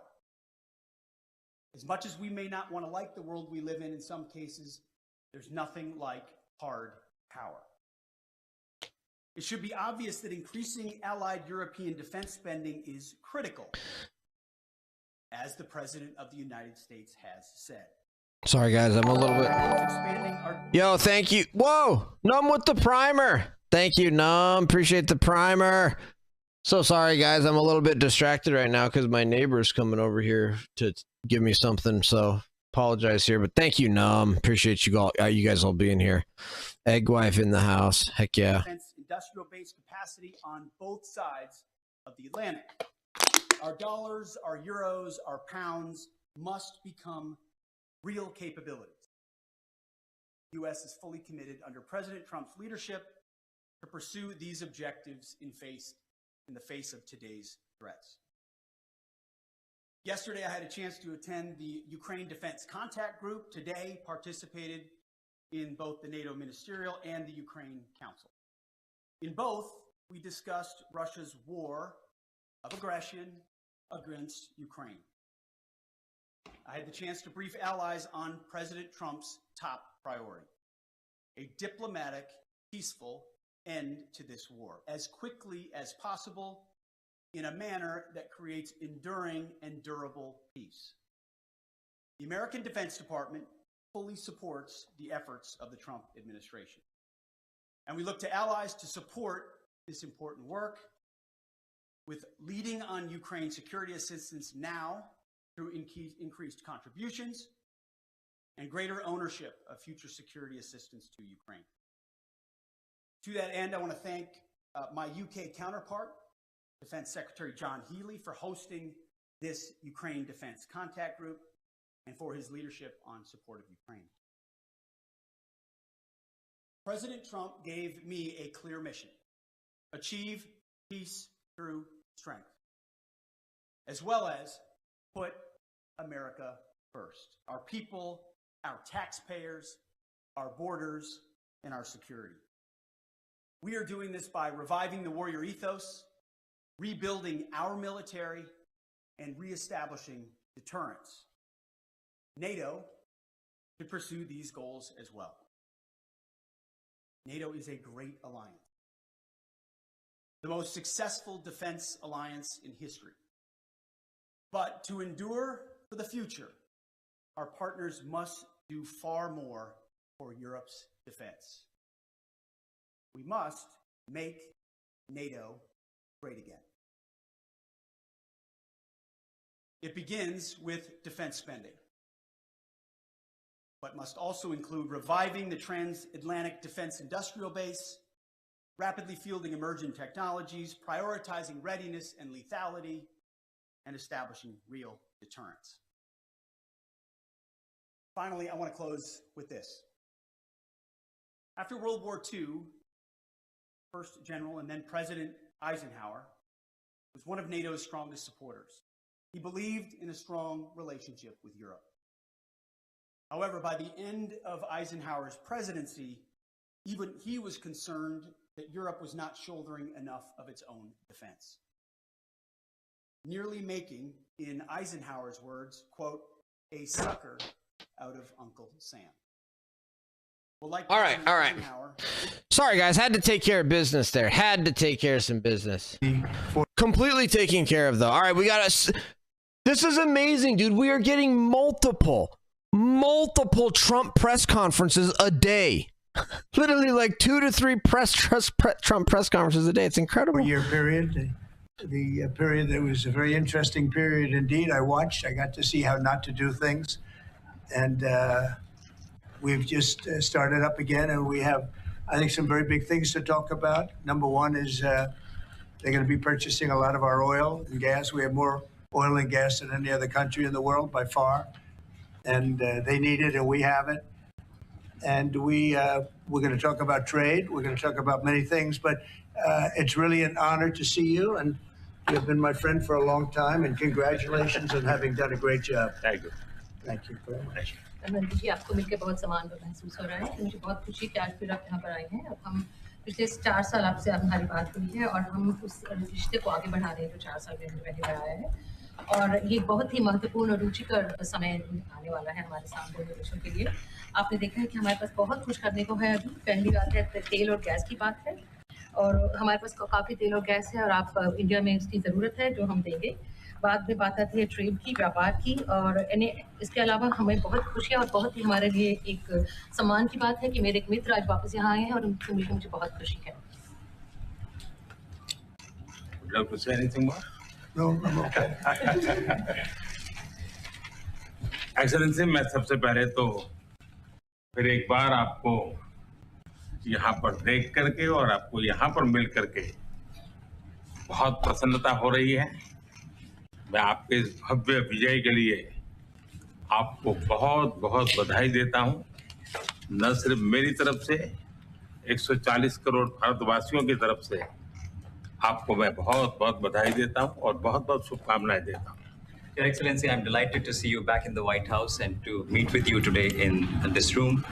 On behalf of 1.4 billion people of India, let me convey my heartiest congratulations to you on your grand and historic victory. ये बहुत ही सुखद संयोग है कि भारत की जनता ने 60 साल के बाद किसी प्रधानमंत्री को तीसरी बार लगातार देश की सेवा करने का अवसर दिया है। और मेरे लिए खुशी की बात है कि मुझे इस कार्यकाल में राष्ट्रपति ट्रंप के साथ फिर एक बार कार्य करने का अवसर मिला है। मैं कह सकता हूं कि राष्ट्रपति ट्रंप के पहले 4 वर्ष का मेरा जो अनुभव था, जो गर्मजोशी थी, जो उत्साह था, जो विश्वास था, वही गर्मजोशी, वही उत्साह, वही विश्वास के साथ हम फिर एक बार साथ मिलकर के आगे बढ़ेंगे। Last year, the people of India gave me the opportunity to serve them for the 3rd consecutive time, and it has happened in the history of India in the last 60 years for the first time. And in this term, I will have an opportunity to work with you over the next 4 years, and it's a great pleasure to see the two coincide. And I can say from my past experience of working with you, Very cool. First term. This is fantastic, dude. I've always been a fan of India over China, obviously. I would love to see America and India kind of go across. Of course, that doesn't mean like bringing massive amounts of them over here, or or shipping all of our jobs and stuff overseas and our money overseas. No, it means them buying our products, right? And us working together to defeat China. That's what I like to see. I know Modi isn't one for doing press conferences, but I would have thought he would know English on a level he could communicate with other world leaders, because of many spoke English. HB went out of hand. Yeah, I've been thinking about that this entire time, PM. I've been thinking about that this entire time. I was like, wow, I'm surprised Prime Minister Modi doesn't speak English. He might. Does Prime Minister Modi speak English? He kind of does. He is speaking equally well in English. The secret behind Narendra Modi fluent English. English language a target as Modi tries to rid India of colonial. Trainee doctors, state employees, and defense forces affected by government efforts to favor Hindi language. Oh, so he does speak English perfectly fine, PM. He actually spoke English to Trump a little bit there. He spoke a little bit of English to Trump there. He actually speaks English just fine, PM. But he's a hardcore nationalist. He's a hardcore Hindi nationalist. Like, he's hardcore India first. This guy's like a hardcore, like, Hindi and Hindu religious, like, zealot too, as far as that's what I've like read. I think I'm like 90% sure on that he's like known as being pretty hardcore Hindu and sort of like nationalist and like sort of antagonistic towards the Muslims in India, and sort of antagonistic towards, I don't know, stuff like that. We were lacking critical information. Yes, we were. Yeah. And he obviously hates, so apparently, and then that first article comes up that he's like trying to get rid of the English language in India because of colonial influence. He's like, he obviously hated the fact that India got colonized by the British and English is common in India. He probably hates the fact that English is common in India. So the guy's a pretty hardcore Indian nationalist, I think. That we will continue to advance the India-US strategic partnership with the same warmth, with the same trust, and with the same excitement. और मेरे लिए खुशी की बात है कि आते ही राष्ट्रपति ट्रंप ने एक मित्र की तरह मुझे पुराने अहमदाबाद के स्टेडियम की याद दिलाई। ये बात सही है कि ह्यूस्टन में हाउडी मोदी और गुजरात में अहमदाबाद में नमस्ते ट्रंप, वो दो एक ऐसी बहुत बड़े विशाल कार्यक्रम रहे जिसकी गूंज आज भी भारत के हर कोने में सुनाई दे रही है। I'm happy that as soon as I entered this room, my friend reminded me of Ahmedabad and the cricket stadium where we held the big rally and the events that we did, the mega events that we did in Ahmedabad, Namaste Trump, or the Howdy Modi in Houston. We had conveyed a very strong message of our friendship through those events, and the resounding echo of those events can be heard even today in India and the world. Bharat America संबंधों को प्रगाढ़ बनाने में, उसको एक नई ऊंचाई देने में और व्यापकता देने में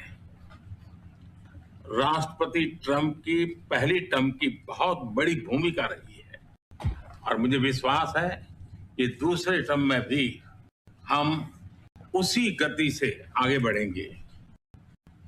Excellency, you made immense personal contribution towards strengthening of our relations, towards making them more comprehensive and in attaining unprecedented heights in our relationship. And I firmly believe that in your second term, we will work with even more speed. और मैं जैसे भारत के नागरिकों को वादा किया है कि मैं तीसरे टर्म में 3 गुना गति से काम करूंगा और मुझे विश्वास है कि राष्ट्रपति ट्रंप के साथ आने वाले 4 वर्ष हम भारत अमेरिका के संबंधों की गति में 2 गुना गति से काम करेंगे। As I had promised to the people of India that in my third term as the Prime Minister of India, we will work with thrice the speed. I firmly believe that with President Trump, during the next 4 years, during his second term, we will work with twice the speed that we did in the first term. मैं राष्ट्रपति Trump से एक बात हमेशा appreciate करता आया हूं, सीखता आया हूं कि वे राष्ट्रहित को सर्वोपरि रख करके काम करते हैं। राष्ट्रपति ट्रंप की तरह मुझे भी भारत के हितों को सर्वोपरि रखते हुए कार्य करना ये मेरे लिए सौभाग्य की बात है। One thing that I deeply appreciate and I learned from President Trump is that he keeps the national interest supreme. And like him, I also keep the national interest of India at the top of everything else. And this has been my real fortune. राष्ट्रपति Trump की जब भी बात आती है तब make America great again हर किसी को याद आता है, हर किसी को उससे प्रेरणा मिलती है। वैसे ही भारत में विकसित भारत 2047 जब भारत की आजादी के 100 साल होंगे तब तक भारत को विकसित बनाने के संकल्प के साथ 140 करोड़ देशवासियों का संकल्प, उसको आज नई गति मिल रही है, नई ऊर्जा मिल रही है। President Donald Trump and Make America Great Again are inseparable. Whenever we talk about President Trump, one has to talk about Make America Great Again. Similarly, that vision inspires everybody. Similarly, in India, we have the resolve of 1.4 billion people of India that by the time India reaches the 100th anniversary of its independence, we will make our country a developed country by 2047. And this is getting new speed and new resolve. America विश्व का सबसे पुराना लोकतंत्र, भारत विशाल लोकतंत्र, और इसलिए हम दोनों का मिलने का मतलब 1+1 2 नहीं, 1 और 1 11 होता है, और ये 11 की तख्ती वो ताकत विश्व के कल्याण के भी काम आएगी। Yeah, Trump is chilling. World's oldest democracy, and India is the world's largest democracy. So when India and the US come together, they make 1+1 11 and not 2. And this is the power of 11 that is going to work for the welfare of the humanity. मैं राष्ट्रपति Trump का मेरे एक अच्छे मित्र का हृदय से आभार व्यक्त करता हूं कि हम फिर से एक बार प्रगति की राह पर नई ऊंचाइयों को छूने के लिए चल पड़ेंगे। This is fantastic. Thank my friend President Trump, and we together. Being a hardcore Indian conservative is probably why he's willing to do talks with Trump. Oh, for sure, PM. Yeah, for sure. Resolve that we will together march towards progress and towards prosperity for our nations. Thank you. Thank you. I mean, he's looking out for. I mean, he's not compromising any of his core beliefs as a hardcore Indian conservative nationalist, right? Thank you very much. And he's doing a great job in India. Everybody talks about it. He's doing a really fantastic job. A great leader. Great leader. Modi ji बहुत अच्छा काम कर रहे हैं भारत में और हर कोई इसकी बात कर रहे हैं। कोई बहुत बड़े नेता हैं, बहुत महान नेता हैं। मैं आपका बहुत आभारी हूं आपके इन शब्दों के लिए, और मुझे विश्वास है कि भारत का हर नागरिक आपकी इस भावना का आदर करता है।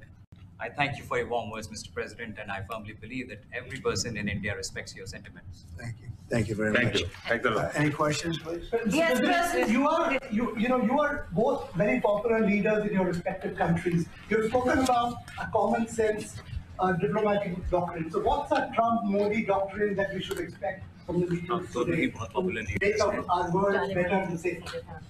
Well, I think more than anything else will be the unity. We have great unity. We have great friendship, he and I and our countries. And I think it's only going to get closer. But it's very important that we remain united as countries. We're friends, and we're going to stay that way. President Trump, how are you going to fight China if you're going to be tough with India on trade? How are you going to beat China then? We're in very good shape to beat anybody we want, but we're not looking to beat anybody. We're looking to do a really good job. We've done a fantastic job for the American people. We had a great 4 years, and we were interrupted by terrible administration, absolutely terrible. They didn't know what they were doing, and now we're putting it back together, and I think it's going to end up being much stronger than it was before, even much stronger than it was before.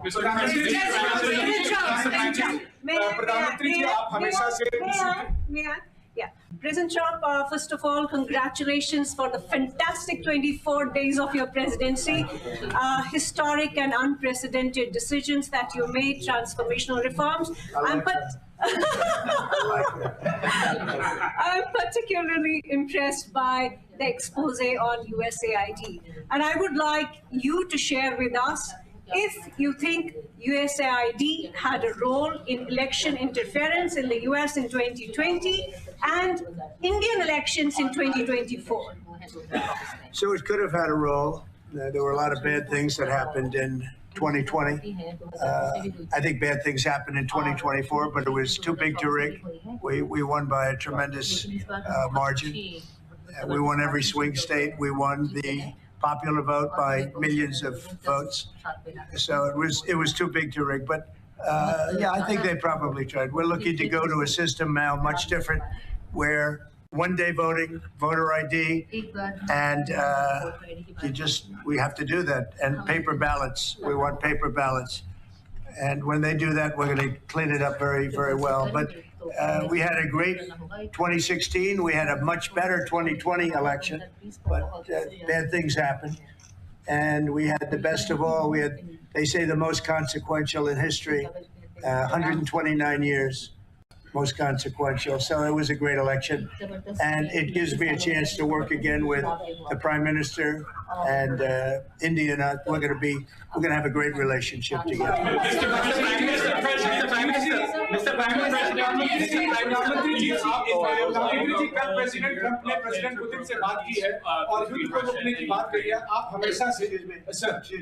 do you see India playing a role in your plan to broker a peace in Ukraine? And if I could ask you about a development in your hometown today, the U.S. attorney has resigned over the DOJ's request to drop the case into Eric Adams. Did you personally request the Justice Department to drop that case? No, I didn't. I know nothing about it. I did not. I think that just to answer your other question, we're just going to get along well. We're going to get along with all countries. We're going to do very well. We're going to be doing, I think, record business, record numbers. And we're going to work with India also. We have some very big trade deals to announce in the very near future. President Putin से बात की है। आप दुनिया के अकेले ऐसे leader हैं जिन्होंने प्रेसिडेंट पुतिन से मीटिंग की है, प्रेसिडेंट जेलेंस्की से मीटिंग की है, पहले प्रेसिडेंट बाइडेन से मिले और अब प्रेसिडेंट ट्रंप से मिले। आपको लग रहा है कि जिस शांति की बात आप करते आए थे, उसमें अब भारत रूस और यूक्रेन को युद्ध खत्म कराने के लिए अमेरिका के साथ मिलकर कोई नया रास्ता बना सकता है? और दूसरा, प्रेसिडेंट ट्रंप भारत आने वाले हैं, प्रेसिडेंट पुतिन भारत आने वाले हैं, तो क्या भारत भूमि से शांति का संदेश जा सकता है? And Mr. President, what you would like to say about the Bangladesh issue, because we saw and it is evident that how the deep state of United States was involved in regime change during the Biden administration. Then Mohammed Yunus made Junior Soros also. So what is your point of view about the Bangladesh? Soros, and what is the role that the deep state played in the situation in Bangladesh? Well, there was no role for our deep state. It was, this is something that the Prime Minister has been working on for a long time and has been worked on for hundreds of years, frankly. I've been reading about it. But I will leave Bangladesh to the Prime Minister. जहां तक रूस और Ukraine के बीच का लड़ाई का सवाल है, मुझे खुशी है कि राष्ट्रपति ट्रंप ने शांति के प्रयासों का इनिशिएटिव लेते हुए कल राष्ट्रपति पुतिन से बात की है। दुनिया का एक सोच रही है कि भारत न्यूट्रल नहीं है, भारत का अपना पक्ष है और भारत का पक्ष है शांति। हम पहले दिन से ही, और मैंने राष्ट्रपति पुतिन को उनकी मौजूदगी में मीडिया के सामने कहा था कि ये समय युद्ध का नहीं है, और मेरा एक कन्विक्शन है कि समस्याओं का समाधान युद्ध के मैदानों में नहीं निकलता है, वो टेबल पर चर्चा करके ही निकलता है। As far as the Russia-Ukraine conflict is concerned, I'm very happy that President Trump has taken initiatives to restore peace and had telephone calls with President Putin and President Zelensky. the world had this thinking that India somehow is a neutral country in this whole process, but this is not true. India has a side, and that side is of peace. From the very first day, I have been talking about the importance of dialogue and diplomacy and a peaceful solution. And when I met President Putin in the presence of media, I had told him that this is not the era of war. And I have firm conviction that problems cannot be resolved on the battlefield. The two sides will have to come to the negotiating table. शांति के हर प्रयास का हम समर्थन करते हैं और राष्ट्रपति Trump ने जो इनिशिएटिव लिया है, मैं उनका हर सख्त समर्थन करता हूं। Can you let him translate, please? Just wait. I just want to add to that. We had a very good phone call yesterday with President Putin. It lasted maybe an hour and a half.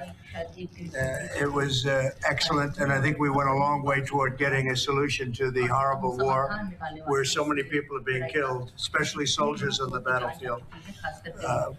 At least 1.5 million soldiers have been killed on a ridiculous war that would have never happened if I were president. But we've got a long way to, I think we've got a long way to solving it. Tomorrow there's a meeting in Munich, and then next week there's a meeting in Saudi Arabia, not with myself or President Putin, but with top officials. And Ukraine will be a part of it too. And we're going to see if we can end that war. That war is a horrible war. It's a vicious, bloody war. We want to end it. To your other question, that U.S. attorney was actually fired. I don't know if he or she resigned, but that U.S. attorney was fired. Okay, go ahead. Mr. President, what is the role? Mr. Prime Minister, I have a question. The US competition with China. What is the role that you expect India to play vis-a-vis US competition with China and in your broader vision for peace in the Middle East? Exactly. Well, I think we're doing very well in our competition with everybody. I think you're going to see a nation that really is going forward at a very rapid pace. Our economy is going to be fantastic. We're doing things to make it that way. And we announced some very big elements today of success. I call it an element of success. Reciprocal tariffs, so that somebody charges us, we charge them the same amount, which has never been done in our country before. We've always been taken advantage of by other countries, and we allowed that to happen foolishly. But we're not going to allow that any longer. So I think we're going to do very well. We've been doing they say the last 3 weeks was among the best 3 weeks ever for a start in a presidency. There's never been anything like it. And I agree with that. We've been able to do it. I agree with that. We're really amazed. Even the Prime Minister mentioned it. I think other countries are looking at it. But I just want to thank everybody for being here. This is a terrific man. We're going to make some wonderful trade deals for India and for the U.S. And thank you all very much. All right, and then so apparently this happened like 4 hours ago, and then they must have met privately, and then they had an official news conference. You can see walking into the room right now, that is Prime Minister Modi, President Trump. Let's just dive into this here on Live Now from Fox and listen in to what they have to say at this press conference in Washington, D.C. Great honor. I'm thrilled to welcome the Prime Minister of India, my friend, Narendra Modi, back to the White House. We spent a lot of time here and a lot of time in India, and he's a very special man. Prime Minister, it is a pleasure to extend to you the same hospitality that you showed Melania and myself when we traveled to your beautiful country 5 years ago. It's hard to believe so long ago, and it seemed like yesterday. It was beautiful. We opened the cricket stadium, 129,000 seats, I think the largest stadium in the world. And it was an incredible period of time. There is truly a special bond between the United States and India, the world's oldest democracy and the world's largest democracy. And I believe the world's largest country in terms of the numbers of people. And today the Prime Minister and I are announcing a framework to strengthen those ties even further economically, and the U.S.-India Compact for the 21st century is a historic initiative that will deepen every aspect of our partnership and our friendship. starting this year, we'll be increasing military sales to India by many billions of dollars. We're also paving the way to ultimately provide India with the F-35 stealth fighters. In 2017, my administration revived and reinvigorated. That's pretty big news. That's pretty big news right there. The Quad security partnership, and our meeting today. Right, 1927. Right. And strong cooperation among the United States, India, Australia, and Japan. And it's crucial, really, to maintaining peace and prosperity, tranquility, even in the Indo-Pacific. In addition, the United States and India will be working together like never before to confront the threat of radical Islamic terrorism, a threat all over the world, actually. Today, I'm pleased to announce that my administration has approved the extradition of one of the plotters and one of the very evil people of the world, and having to do with the horrific 2008 Mumbai terrorist attack, to face justice in India. So he's going to be going back to India, face justice. Wow. As we deepen our defense partnership, will also strengthen our economic ties and bring greater fairness. Oh, for sure, Num. Yeah, India traditionally has been friends with USSR and Russia. Absolutely. And they've done a lot of military trade deals together, Num. Like, I think India historically has gotten most of its military equipment from Russia.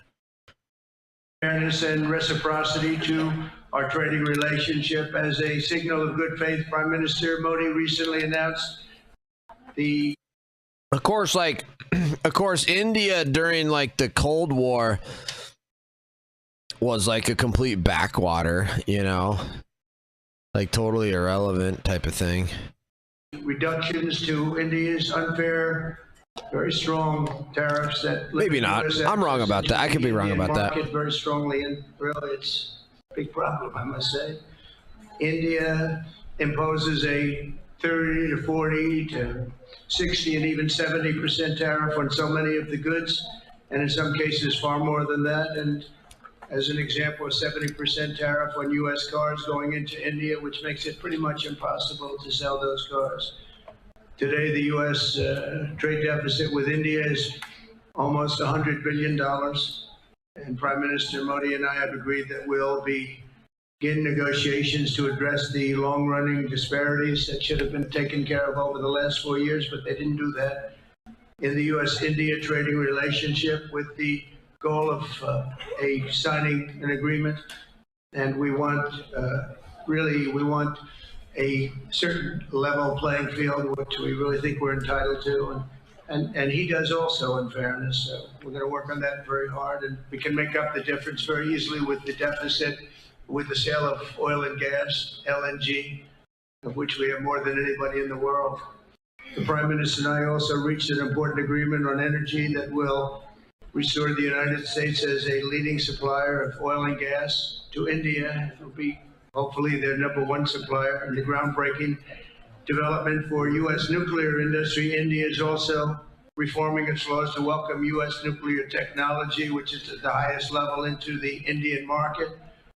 This will bring safe, clean, and affordable electricity to millions of Indians and tens of billions of dollars to the U.S.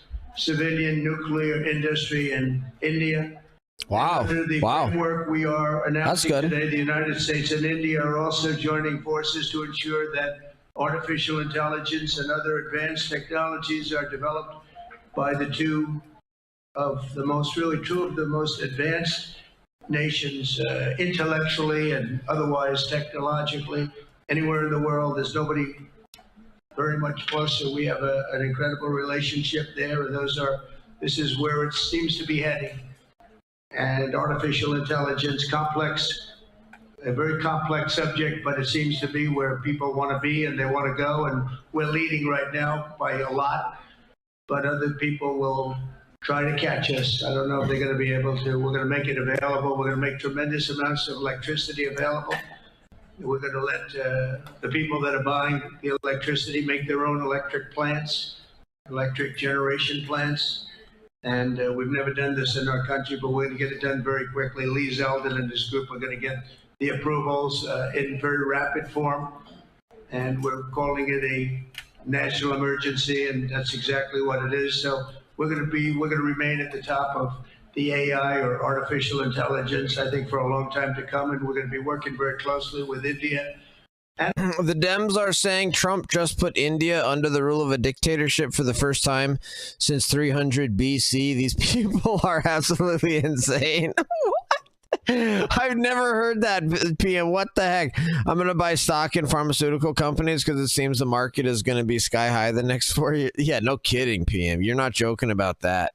They're going to build U.S.-designed nuke power plants around India. That's what it's sounding like to me, PM. Yeah, that's what it's sounding like to me. Yep. And other countries on that, but right now we're the leader by quite a bit. Finally, we agreed to work together to help build one of the greatest trade routes in all of history. It will run from India to Israel to Italy and onward to the United States, connecting our partners by ports, railways, and undersea cables, many undersea cables. It's a big development. It's a lot of money going to be spent, and we've already spent some, but we're going to be spending a lot more in order to stay advanced and stay the leader. I'm pleased to report that with today's announcements, the friendship between the United States and India is the strongest I believe it's ever been. I think our relationship is the best it's ever been between two leaders of the two countries. And it's an honor to say that. I'd like to now invite the Prime Minister to say a few words, and then we'll take some questions. And we appreciate you all being here. Thank you very much.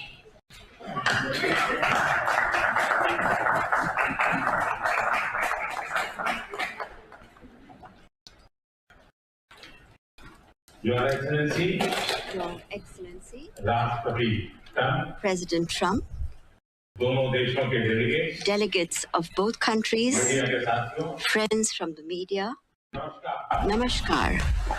सबसे पहले I would like मैं मेरे प्रिय first of all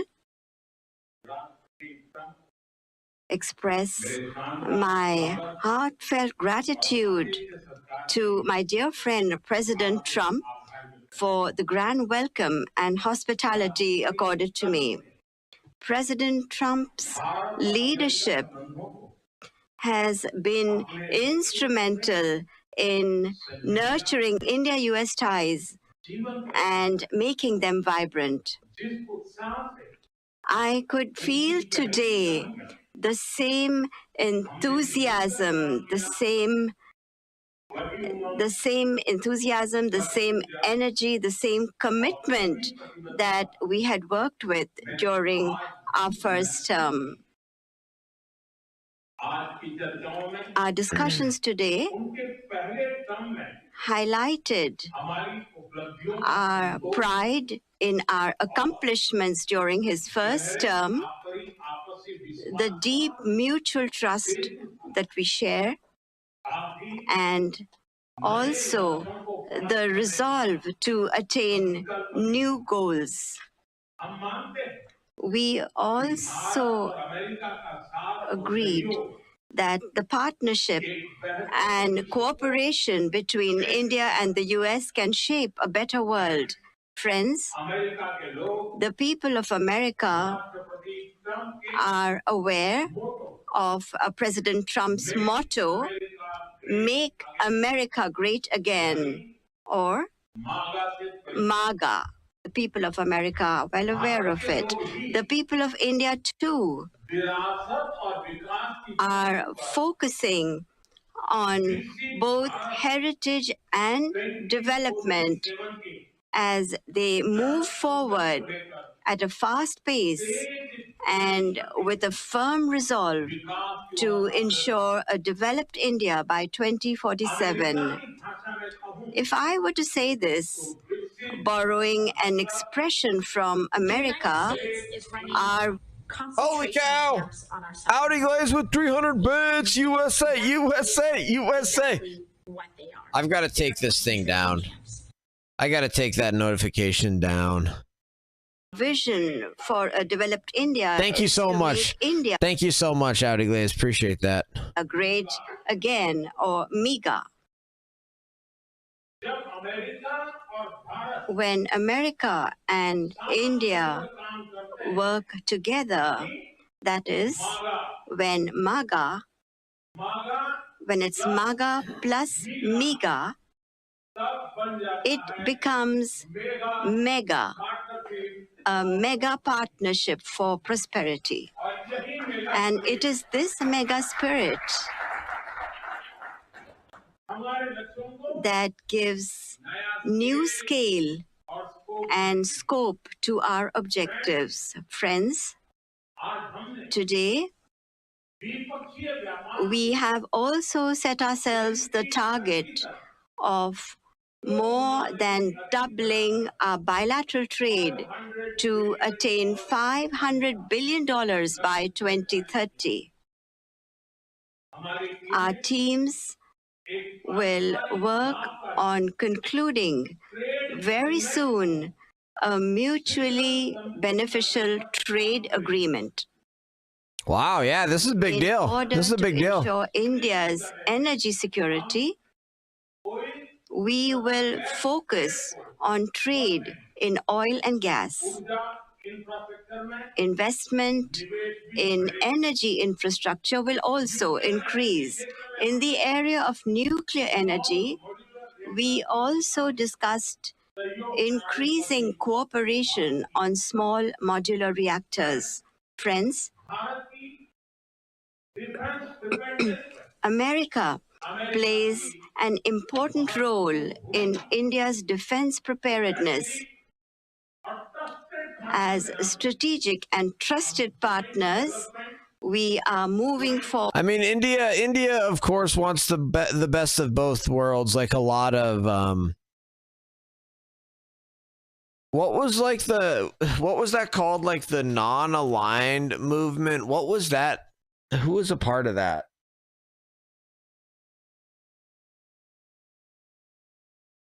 Oh yeah, that included India. Yeah, India was a part of the non-aligned movement. Wait, what? Wait, hold on. Oh, is this this thing is still a thing?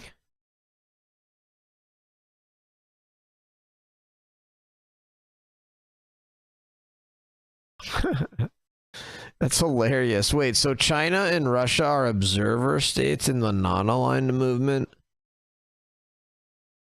Anyways, these countries like India, they always try to best of both worlds. It's like they want to have good relationships with China and the US, you know. Forward actively towards joint development, joint production, and transfer of technology. In the times to come as well, new technologies and equipment will enhance our capacities.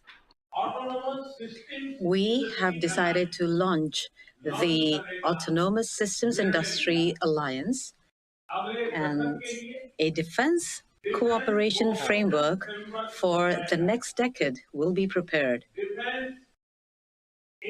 Defense interoperability, logistics, repair, and maintenance will also be its key components. Friends, the 21st century is a technology-driven century. Close cooperation in the area of technology between countries that believe in democratic values can give new direction, strength, and opportunities to the entire humanity.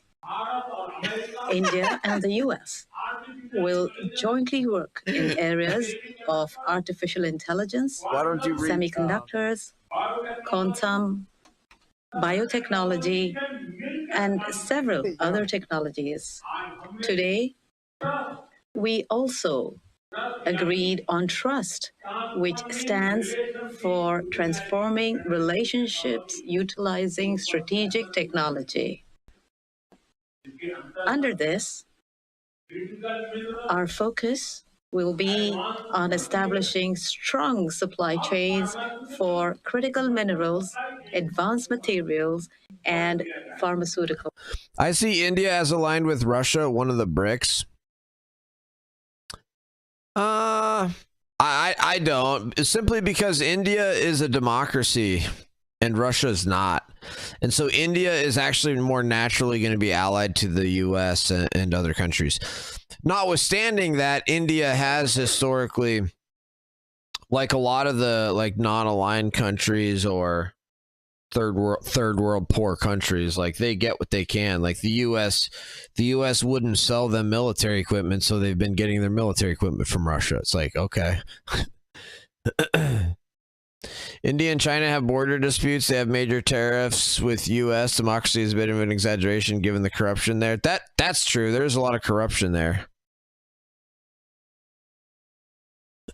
Yeah, no, it's complicated, but I mean, you can say you see India as aligned with Russia, but you're literally looking at the Prime Minister of India, longstanding powerful Prime Minister of India, standing with President Trump, announcing major alliances and major military trade deals and military arms sales and massive trade deals and reciprocal tariffs. And like, this is like clearly the U.S. and India have a very strong relationship and have for quite some time, really.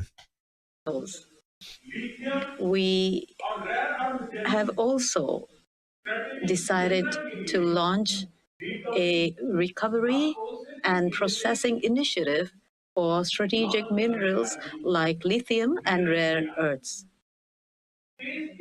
We have had close cooperation with the US in the area of space. The NISAR satellite, developed with mutual cooperation between ISRO and NASA, will soon be flying into space on an Indian launch vehicle. Friends, partnership between India and the US strengthens democracy and strengthens democratic values and systems. We will work together to enhance peace, stability, and prosperity in the Indo-Pacific. The Quad will play a special role in this.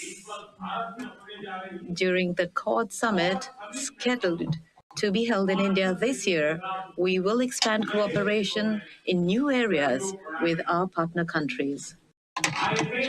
Under the IMEC and I2U2, we will work together for the development of economic corridors and in the area of connectivity.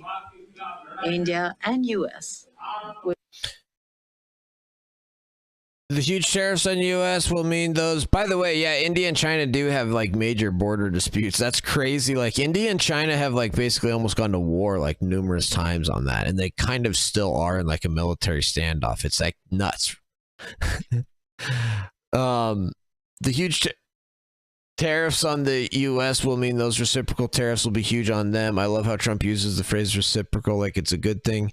In cases like Japan, it's good because they have low tariffs with us. The removal of enforcement of the FCPA, I think, is largely because of our inability to do business in India. Right. I mean, yeah, it's complicated. I just think Americans have more favorable views of India than we should, given how our government interact. Our peoples like each other generally, though. Well, here's Pro-Law. You're making a big deal out of the tariffs, Pro-Law. And it's like, first of all, it's like, dude, there's not a lot of Indians that can ever afford to buy American F-150s, Ford F-150s, even if there is 0% tariffs in India. So the very, very few people in India that can afford to buy afford to buy a Ford F-250 or F-350 and have it shipped to India are millionaires, basically millionaires. And so, and the Indian government knows that. So they're like, dude, if we've got the richest of the rich in India purchasing, you know, these expensive American vehicles and having them shipped here, like, yeah, we want the government to, it's like genuinely like a revenue raising tool. It's not, it's like, to go after. It's not like tariffs against the U.S. as part of like this like trade block against the U.S. is like a diplomatic like standoff and their high tariffs on us. It's like, no, it's like, dude, This is not this is never going to be a huge market to begin with. Like, the only people purchasing a lot of American goods and importing them into India are the richest of the rich. And it's like, yeah, it will be nice to get those tariffs lowered down.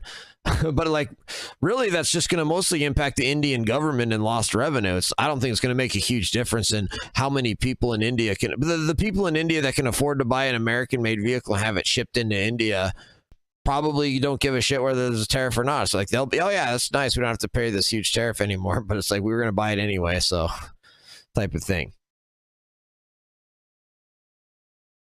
But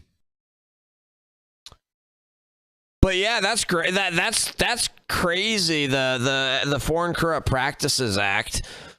I mean, we don't have a complete inability to do business in India, pro law. Like, American companies do business in India.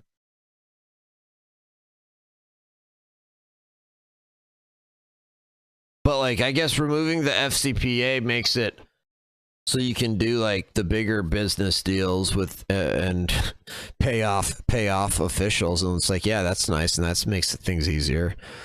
But like, I don't know, man. Like, that would be. I would assume most Americans doing business in India and stuff have just been violating the FCPA and just getting away with it, right? And so now it's just, and it wasn't really being enforced anyway. And so now it's just like, okay, very, very clear it won't be. I don't think it was being heavily enforced. It was just creating a cloud, and like, people were nervous about it, even though they're still doing it. They're still doing the bribes you needed to do.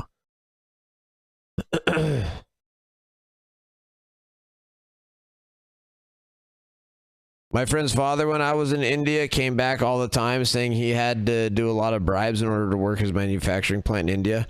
Oh, 100%. Yeah, 100%. Man, I was just thinking, I was in India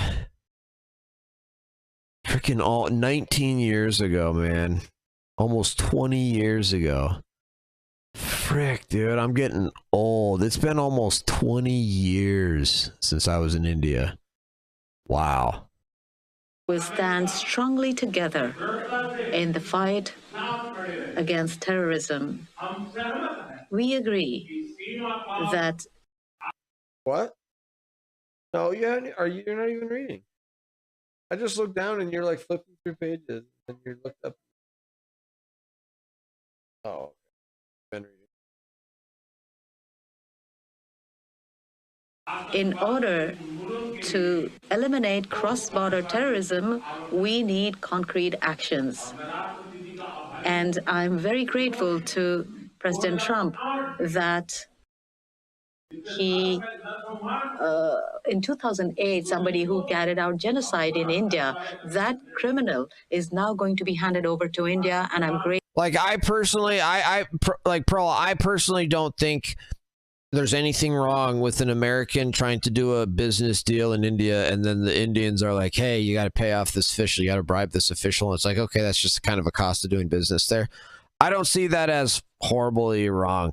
Like, if you're in the U.S. and you bribe an official or something, I think you should go to jail for that. Like, if you're in India, like, for me, it doesn't really, I don't really care. You know, that's basically what Trump is saying with his letter, right? Or with his order. Grateful to President Trump for this, and appropriate action will be taken in the courts in India. What's that?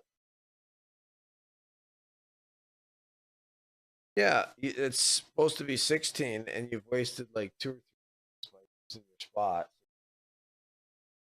What? Okay, so just go 7. No, I said 16. Oh, okay. Can they go to 16? Let's read one more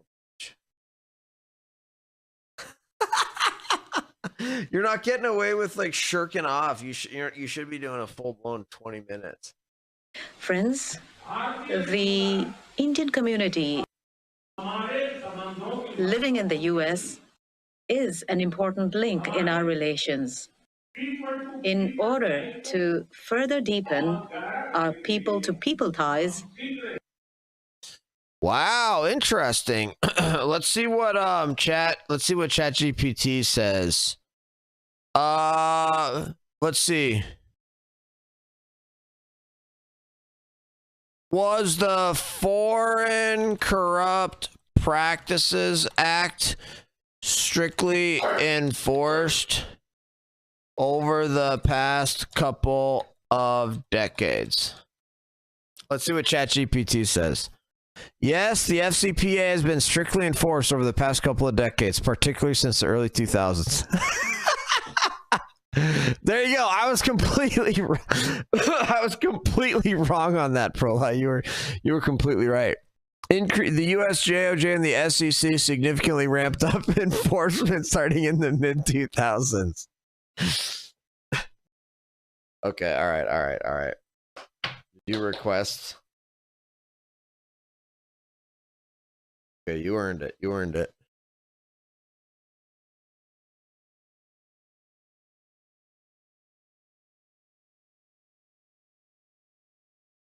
Oh man, that is hilarious. Major cases and fines. Companies like Siemens, 800 million, Petrobras, 1.7 billion, Ericsson, 1 billion, Goldman Sachs, 2.9 billion have faced massive penalties for FCPA violations. Holy crap. That sounds the pharmaceutical, oil and gas and financial sectors have been major targets. The U.S. has worked closely with internet. You don't trust ChatGPT, Prola? No, it's given me a lot of times it's giving me correct information though. The DOJ's Yates memo 2015 emphasized holding individuals accountable, not just corporations. Executives and employees have faced criminal charges and jail time for FCPA violations. Many companies have invested heavily in anti-corruption programs to prevent violations. Dude, wow. So this is like a huge change then. Wow. So Trump's executive order really is a massive change then, huh?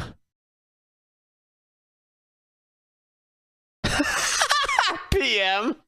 I asked ChatGPT some electrical questions, and if you followed its instructions, you would have died. Oh, that's terrible. It is correct a lot, but not always, right?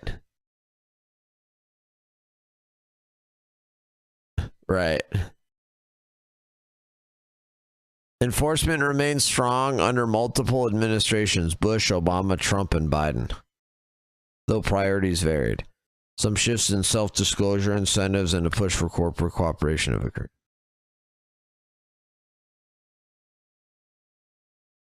Would you like insight on a specific case or industry? Yes. What are some examples of violations of the FCPA? Here are some major examples of FCPA violations. Siemens, 800 million in 08. Siemens engaged in systematic bribery across multiple countries to win government contracts. Paid over $1.4 billion in bribes across Asia, Africa, Europe, and the Middle East. Penalty, $800 million in U.S. fines, $1.6 billion total, including German authorities. So now we're saying that's totally fine to do. So Prola, you think that's totally fine to do, Prola? You think that's Petrobras and Odebrecht, Brazilian state oil company Petrobras and construction giant Odebrecht were involved in a massive bribery and kickback scheme known as Operation Car Wash, Lava Jato. Executives paid off politicians and officials to secure contracts. I think that's bad. Executives paid off politicians and officials to secure contracts. Penalty, 1.78 billion in global fines. Ericsson, Swedish telecom giant Ericsson engaged in bribery schemes in Djibouti, China, Vietnam, Indonesia, and Kuwait to win contracts. Created fake consulting agreements to disguise illegal payments. Penalty, $1 billion. Goldman Sachs, 2020, $2.9 billion. Largest FCPA. Goldman Sachs helped Malaysian officials embezzle $4.5 billion from 1MDB, the government investment fund. bribes were paid to government officials in Malaysia and Abu Dhabi. $2.9 billion fine. Are these real? What are the top 3 countries for FCPA violations? Number 1, China. Number 1, China. Number 2, Brazil. Operation Car Wash. Number 3, Russia. Wow. So basically China, Brazil, and Russia. Yes. Do top 10.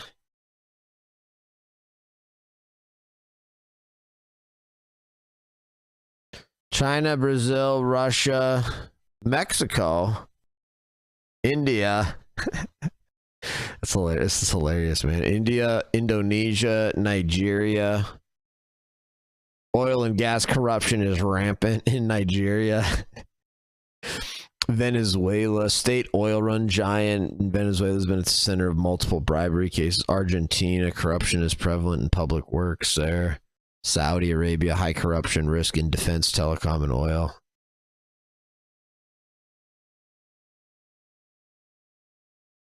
What's PDVSA? They own Citgo. Oh. Oh, Venezuelan?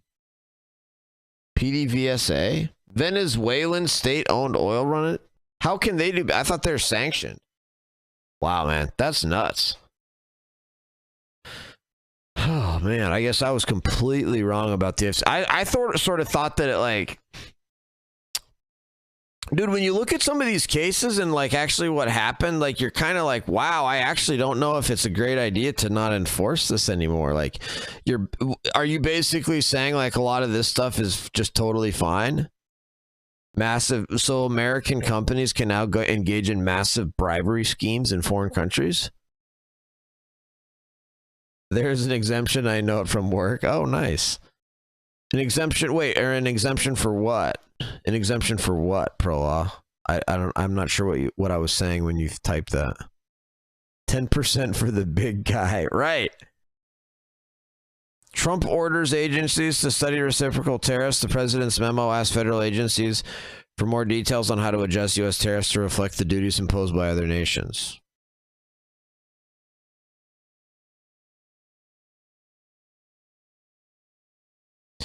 Auto executives try to sway Trump on tariffs and EV subsidies. Kennedy confirmed as health secretary. The Senate voted to put RFK Jr., a longtime critic of vaccines and the medical establishment, in charge of the nation's vast health apparatus. Apple and Google restore TikTok to mobile app stores.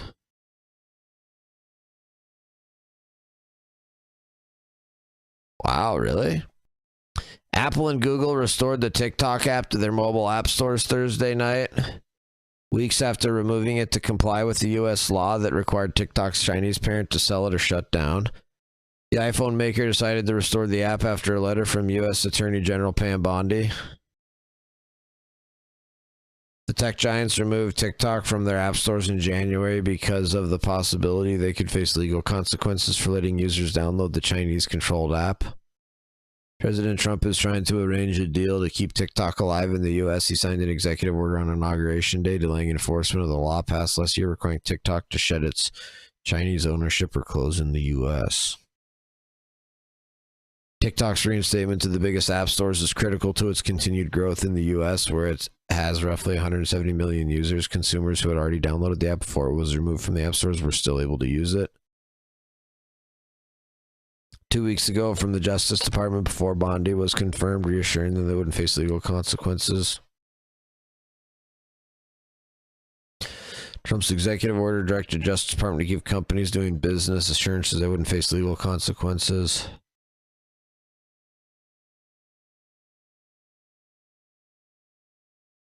The Supreme Court upheld the law banning TikTok before Trump issued his executive order.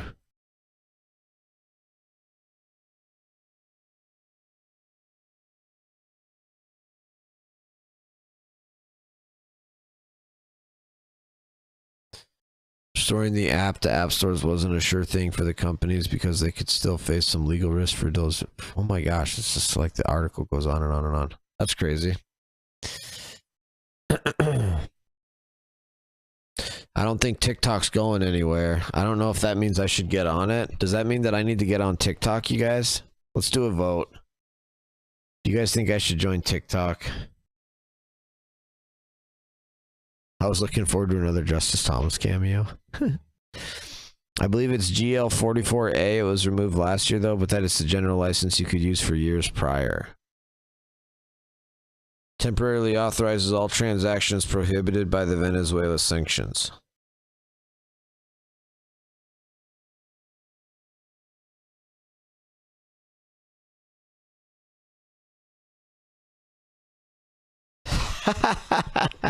Pro-law. Wow, wait, I don't understand pro-law. So hold on. So like Venezuela has, oh, okay, so I know what I was saying earlier. I was saying Venezuela is sanctioned, but we have an exemption for their state-run oil giant. So like business, various American service providers probably can do business contracts with them. Interesting. I didn't really know that.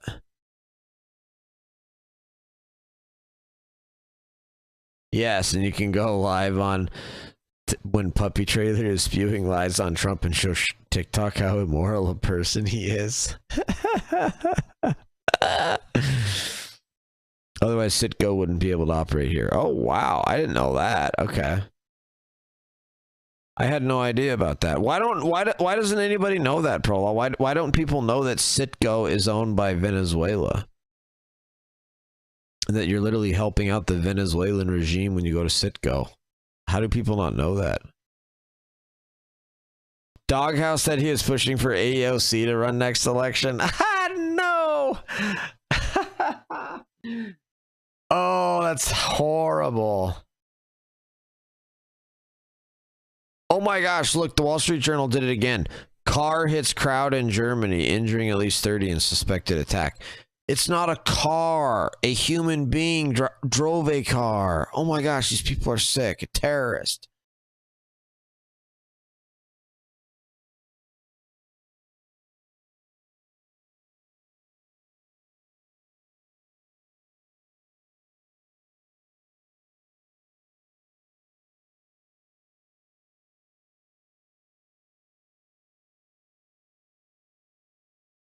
Dude, I'm all in on Palantir, man. I'm all in on Palantir.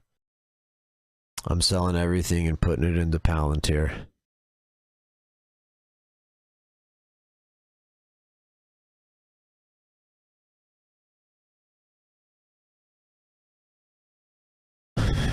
Auto executives try to sway. How's that Rocket Lab stock doing?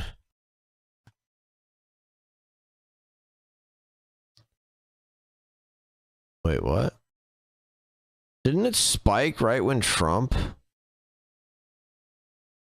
No, oh, that's the wrong. That's like some other pharmaceuticals thing. When did this thing spike? Oh, wow, look at that 6 month chart. Oh yeah, it spiked in November. Man, this thing's doing pretty good. Do you think this is still a good buy? If anybody's watching, do you guys think Rocket Lab USA is still a good buy at 28 right now? Frick, it's up almost 2.5% today. Frick.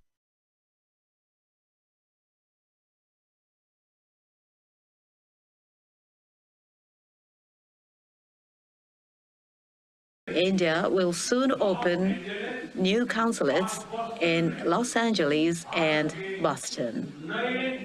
These will be new consulates.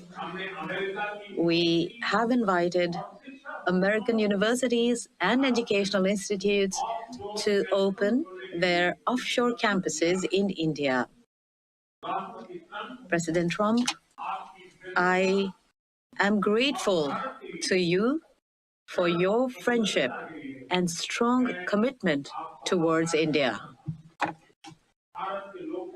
The people of India still fondly remember your visit in 2020 and hope that President Trump will come and visit them again. Wow, nothing in the Wall Street Journal about India. Of 1.4 billion Indians, I invite you to visit India. Thank you. Thank you very much. Thank you. Thank you very much.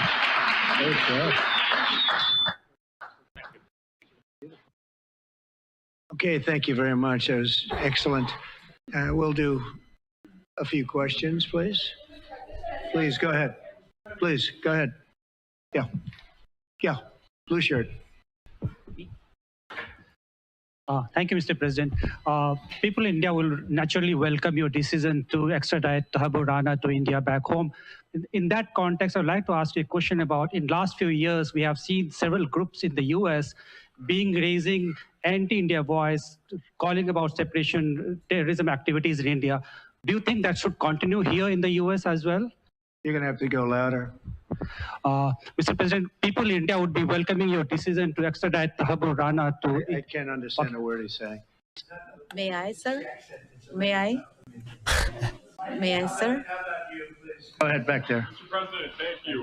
First, I want to ask Thank you very much. a question. You and the president, you both spoke about combating ISIS. You both sounded very excited about this partnership upcoming.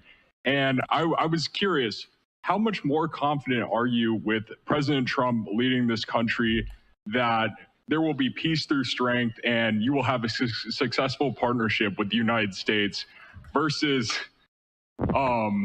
with Biden's incompetence and weakness over the last 4 years?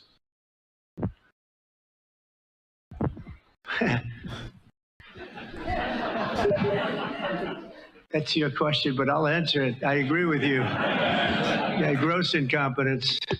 We're going to have a fantastic relationship, and it has been. Look, the whole world's been set back over the last 4 years by the weakness of the United States. That's hilarious, dude. But This I is think fantastic. we're taking care of it in just 3 weeks. It seems to me that even some of the media that we wouldn't prefer has been writing that this is a much different country right now, that the world has a light over it. Not only our country, but the whole world. The Prime Minister told me that before, too, even over India. The world has a light. They need the United States to be strong and powerful, but good. And I think that's happened, and I think it's happened in a very short period of time. But I will tell you, we're going to have a fantastic relationship, and it'll make both countries much stronger.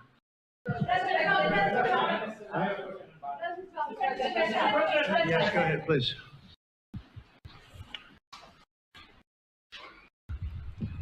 Okay, Geeta Mohan from India Today, sir.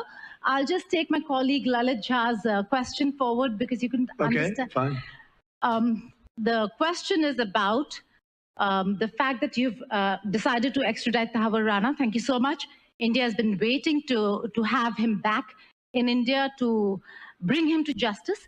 But there are many other elements in the United States of America, particularly Khalistani separatists who've been working against Indian interests. How is the United States of America going to cooperate on that front with India? There have been allegations that have been leveled against Indian agencies by the Biden administration. Are you going to relook that with Tulsi Gabbard as DNI now? Well, I don't think India had a very good relationship with the Biden administration. Biden, they wouldn't sell them oil and gas, which is rather hard to believe because, you know, it's a good thing to do. And a lot of things happened that weren't very appropriate, I thought, between India and the administration, the Biden administration. But as you said, we're giving a very violent man, it seems to me. I mean, I don't know that he's been convicted yet or will be, but let's assume he's a pretty violent person. We're giving him back to India immediately. And there are more to follow because we have quite a few requests. So we work with India on crime. And we want to make it good for India, and it's very important. So that kind of a relationship is very important to us. Okay? Go ahead, please. Go ahead. Thank you. Mr. President, you've repeatedly called India a big abuser of trade and said it is really difficult to do business in India because of tariffs. You announced reciprocal tariffs today. I am hoping you can speak about what kind of reciprocal tariffs India can expect Are you willing to make any concessions? And how can India head off these tariffs? I also have one for the Prime Minister. Well, India's been, to us, just about the highest tariffed nation anywhere in the world. They've been very strong on tariffs, and I don't blame them necessarily, but it's a different way of doing business. It's very hard to sell into India because they have trade barriers, very strong tariffs. We are right now a reciprocal nation. We are going to, if it's India or if it's somebody else with low tariffs, we're going to have the same. We're going to have whatever India charges, we're charging them. Whatever another country charges, we're charging them. So it's called reciprocal, which I think is a very fair way. We didn't have that. I was going to do that in my other term, and we had the greatest economy ever in the world. There's never been an economy like we had, and then we got hit with COVID. We had to focus on that, and I wasn't really in the mood to be putting it on Italy and Spain and France and India, frankly, and a lot of other countries, because the world was very troubled until we got rid of that nightmare. But we had the strongest economy anywhere in the world during that fairly long period of time during my first term, as you know, and we didn't do the tariffs. We would have done the reciprocal tariffs, but we decided, and I decided, I think on a human basis, on a humane basis, not to do them because of the fact that there was such suffering all over the world. The last thing we needed to talk about is trade problems. But now we do. We're doing, we see a tremendous future for our country, but we felt that now it's finally time, after 45 or 50 years of abuse, that we will do, and this isn't India, this is among a lot of nations. The European Union is very difficult for us, very, very difficult. They tax our companies at levels that nobody's ever seen before. They take advantage of a lot of things. So That nobody's ever seen before. It's terrible. And I love how everything's something that nobody's ever seen before. We've never taken in 10 cents until I was president. We've taken in hundreds of billions of dollars from China since I've been president in first term and now. And we have to do that just as a mechanism of fairness. And that's what I've done. And so we are being reciprocal with India. Whatever India charges, we charge them. So frankly, it no longer matters to us that much what they charge, because whatever they charge, I had discussions with India in the first term about the fact that their tariffs were very high, and I was unable to get a concession. So we're just going to do it the easy way, and we're just going to say whatever you charge, we charge. And I think that's fair for the people of the United States, and I think it's actually fair for India. Okay? Are you willing to make any concessions? Go ahead, please. Ask to the A Prime question Minister. for the Prime Minister, please. Ask to the Prime Minister, please. Yes. Sorry. Yoshita Singh with Press Trust of India. Prime Minister, thank you, Mr. President. Prime Minister, the US is giving a lot of push to curb illegal immigration, and India has been cooperating on this issue. How does India see this issue in the larger context? Thank you. I don't think this is a question that is about India only, but even globally, you can talk about this issue. And we are of the opinion that anybody who enters another country illegally, they have absolutely no right Just to kidding. be in that country. What's up? And as far as India and the US is concerned, we have always been of the same opinion, and that is that any verified Indian who is in the US illegally, we are fully prepared to take them back to India. However, it doesn't stop there. These are children of very ordinary families, and they are lured by big dreams and big promises. A lot of them are brought in without them knowing about why they're going to a country. And in fact, they are connected with a human trafficking system, and we have to make sure that we fight against this system. As far as the US and India is concerned, I think what we should do is make efforts to make sure that we uproot ways from within the system so that we can reduce or remove human trafficking. And basically, the young, vulnerable, poor people of India are fooled into coming over as illegal immigrants. And our bigger fight actually is against this. Yeah, Prola. He's saying they're falsely enticed to the U.S. by human trafficking gangs, and I'm like, I'm sure there's some of that, but like, America's a shiny object, fooled by the person next to me that it's better over here in the USA. I think he's even making an even bolder argument at that, which is that like they didn't even know they were coming to the USA, and it's like, man, that's. I think he needs to.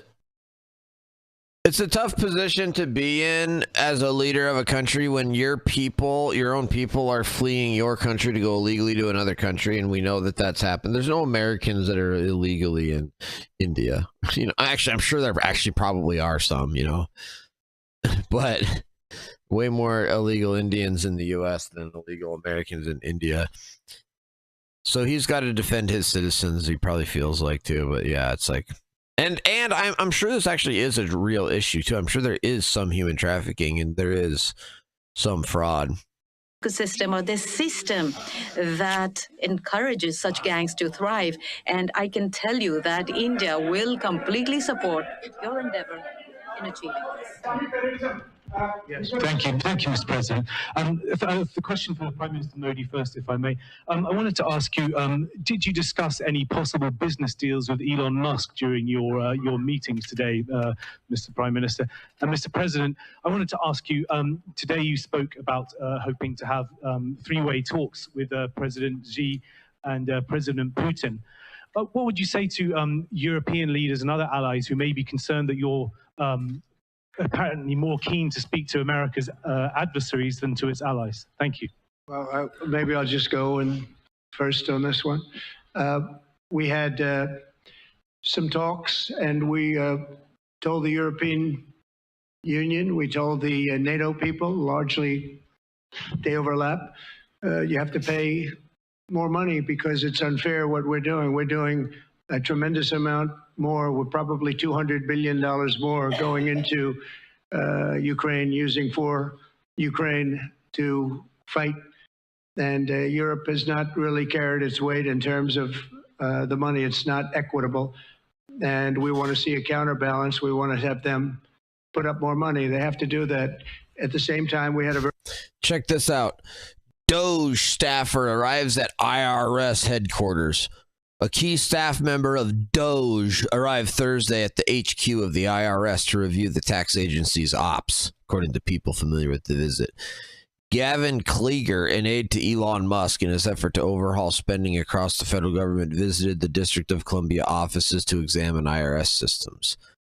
Klieger has been working at the Office of Personnel Management, the government HR operation that has been heavily involved in Musk's work to reduce the size of the government.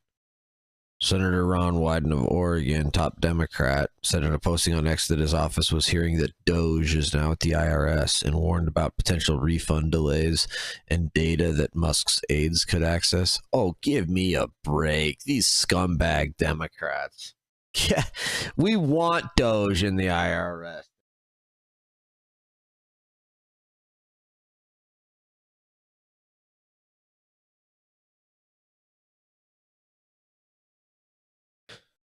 Klieger doesn't have access to the tax agency's computer system or taxpayer information and hasn't made operational changes or started layoffs. According to people familiar with the matter, federal law imposes strict limits on who can obtain or view taxpayer information. There are criminal penalties for improper inspection or disclosure of data.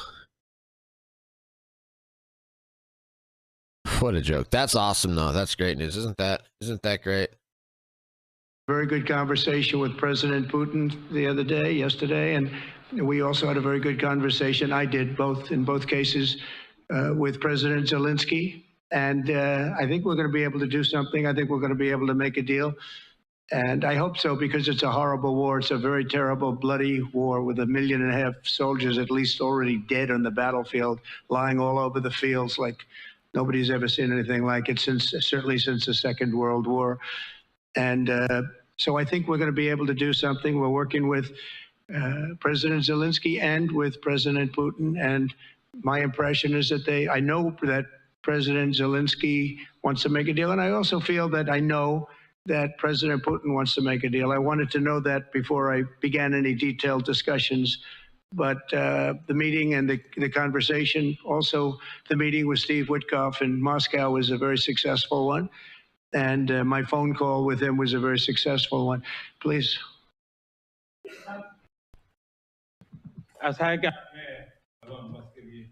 You asked a question regarding Elon Musk. I have known him for a very long time. I was not even a prime minister at the time when I first met him. I was chief minister. And today he came to meet me along with all his family, with his children. And so we had a nice discussion. As far as the EV is concerned, EVs are concerned, the word EV has a copyright, and that is one person who has a copyright for the word EV, and that is Trump.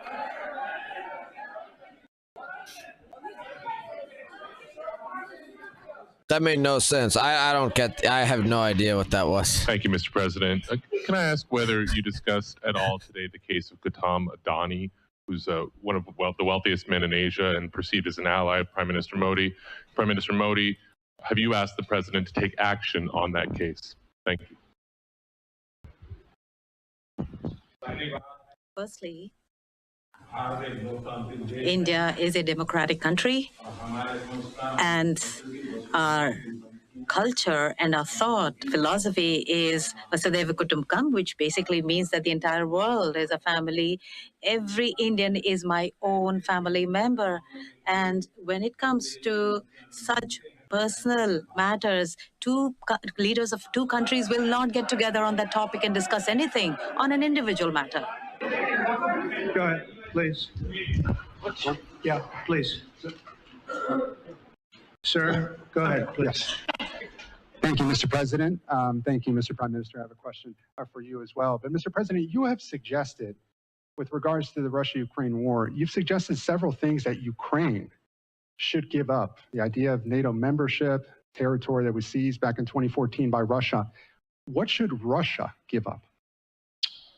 Russia has gotten themselves into something that I think they wish they didn't. If I were president, it would not have happened. Absolutely would not have happened. And it didn't happen for 4 years. If you look at... Every Indian is his family member sounds weird. Yeah, I mean, I think that's like his nationalism coming out. That's like he's this hardcore Indian sort of Hindu nationalist, right? Like, that kind of tells you about how hardcore, how racist. I mean, I'm assuming he's pretty racist. Would you say he's racist, Pro-Law? What has taken place under President Bush, they lost a lot. Under President Obama, they lost Crimea. Under Biden, it looks like they could lose the whole thing. Under Trump, they lost nothing. Ukraine lost nothing. They didn't give up anything. And you take a look at the other three presidents surrounding me, they gave up a lot. I think that when you look at Ukraine and when you look at the mess that they're in. But saying it that way certainly leans in that direction. Yeah, it does. I think the bigger point is that it's just natural to speak that way in other countries. Right. Japan thinks the same way. Others all over do. Right, Pro-Law, right. It's like they view like their ethnic countrymen as like, we care about them first, and they're not necessarily like, oh, we're the best race and we're the stronger race, but more so like, I just don't really care. Like, if you're my race, I'm going to protect you. If you're a different race, I'm not, which is just as racist, right? It's got to be ended and it's got to be stopped. Now, Russia's taken over a pretty big chunk of territory. And they also right, PM, have right. said from day one, long before President Putin, they've said they cannot have Ukraine be in NATO. They said that very strongly. I actually think that that was the thing that caused the start of the war. And Biden said it, and Zelensky said it. And I think that was one of the reasons, one of the starts of the war. But from long before Putin, they said you cannot have Ukraine going in any way into NATO. And I start from that standpoint. I think everybody knew that. Now, if a better deal can be negotiated, if they are able to make a deal where they can do that, that's fine with me. I really don't care. I want that bloodshed to stop. I don't want to see, we have an ocean between us and the site we're talking about, the site of death. We're calling it the fields of death. We have a big ocean in between us. This is more important for Europe. We shouldn't be in. They have to equalize, and they're going to have to do it fast, but they have to equalize. But as far as the negotiation, it's too early to say what's going to happen. Maybe Russia will give up a lot. Maybe they won't. And it's all dependent on what is going to happen. The negotiation really hasn't started. But I will say, as far as NATO is concerned, from many years before President Putin, I will tell you that I've heard that Russia would never accept that. And I think Ukraine knew that, because Ukraine wasn't in and never requested to be in until more recently. So that's the way it is. And I think that's the way it's going to have to be. Go ahead, please. All right, go ahead, please, with the tie. With the tie, yeah. Mr. President. Yes, go ahead, please. This is Saurabh Shukla from News Mobile. Mr. President, you spoke about Prime Minister Modi as a tough negotiator. Who was a tougher negotiator today, and who has a better negotiating tactic when it comes to tariffs? Oh, he's a much tougher negotiator than me, and he's a much better negotiator than me. There's not even a contest. Okay?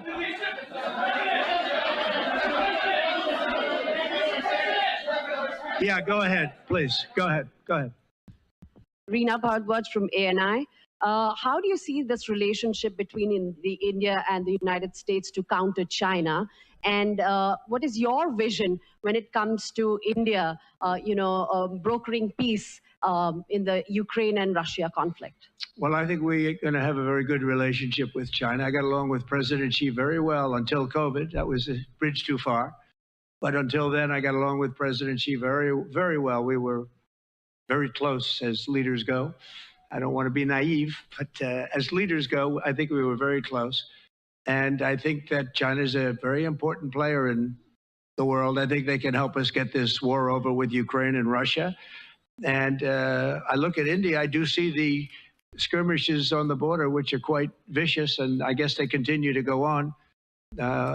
If I could be of help, I'd love to help, because that should be stopped. That's been going on for a long time, and it's quite violent. It's quite violent, but I would hope that China and India and Russia and US and all of us can get along. It's very important. The power of weaponry today is, and not only nuclear, but nuclear in particular, the power of weaponry is very important. I said before that I had very constructive talks in my first term with President Putin about the denuclearization of the two countries, and then we were going to go to China after we worked some kind of a deal. And we at the confines of a deal, I thought he really wanted to do it, so did I, denuclearize. And it's such a beautiful term when you think about it. In other words, to bring it down, because the power of those weapons is too great. And I did speak to President Xi about that, and I was getting also a very good response. He's building a very strong nuclear power. He's not very close to Russia or the United States right now, but he will be soon. I mean, he'll catch up over the period of 4 or 5 years, they say. But it would be a great thing if we could, on a military basis. We're going to spend this year $915 billion on military. Russia, without the war, was spending close to 100, but with the war, I can't tell you what they're spending, but they're spending a lot. And China is spending $400 and $450 billion.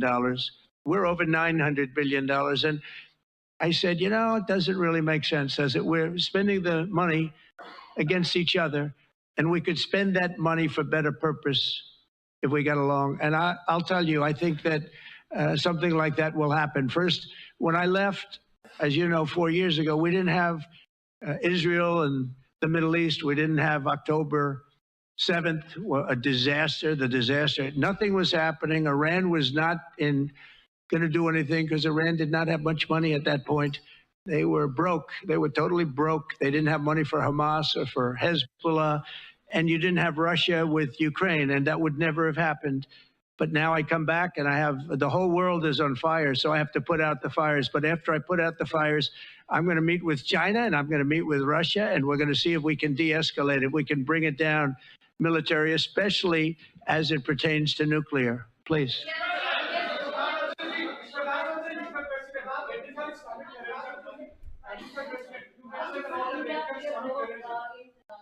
Mike, please.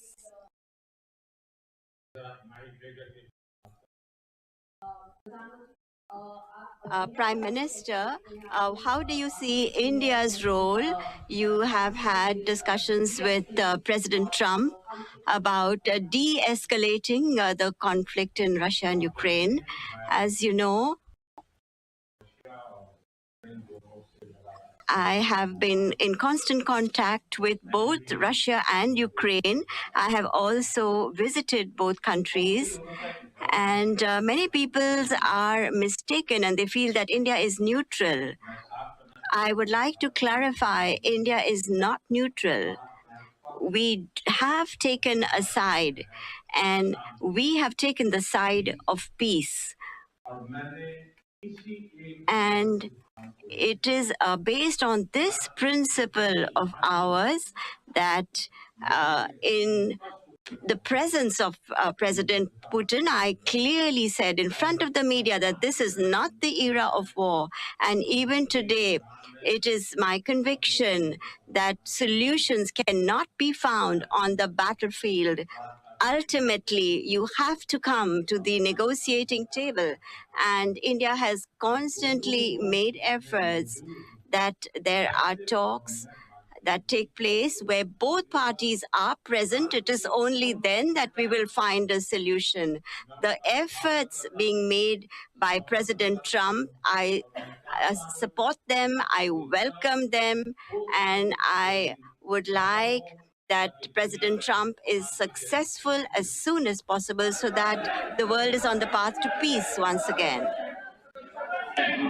Everybody, thank you very much. Thank you very much. And I very much appreciate the Prime Minister visiting our great country, and I do really appreciate it. We have so much in common, and all we want to do is have peace, and we want to have strength, and we want to have lots of different things together. But the relationship with India and with the Prime Minister has never been better. Thank you very much. Thank you.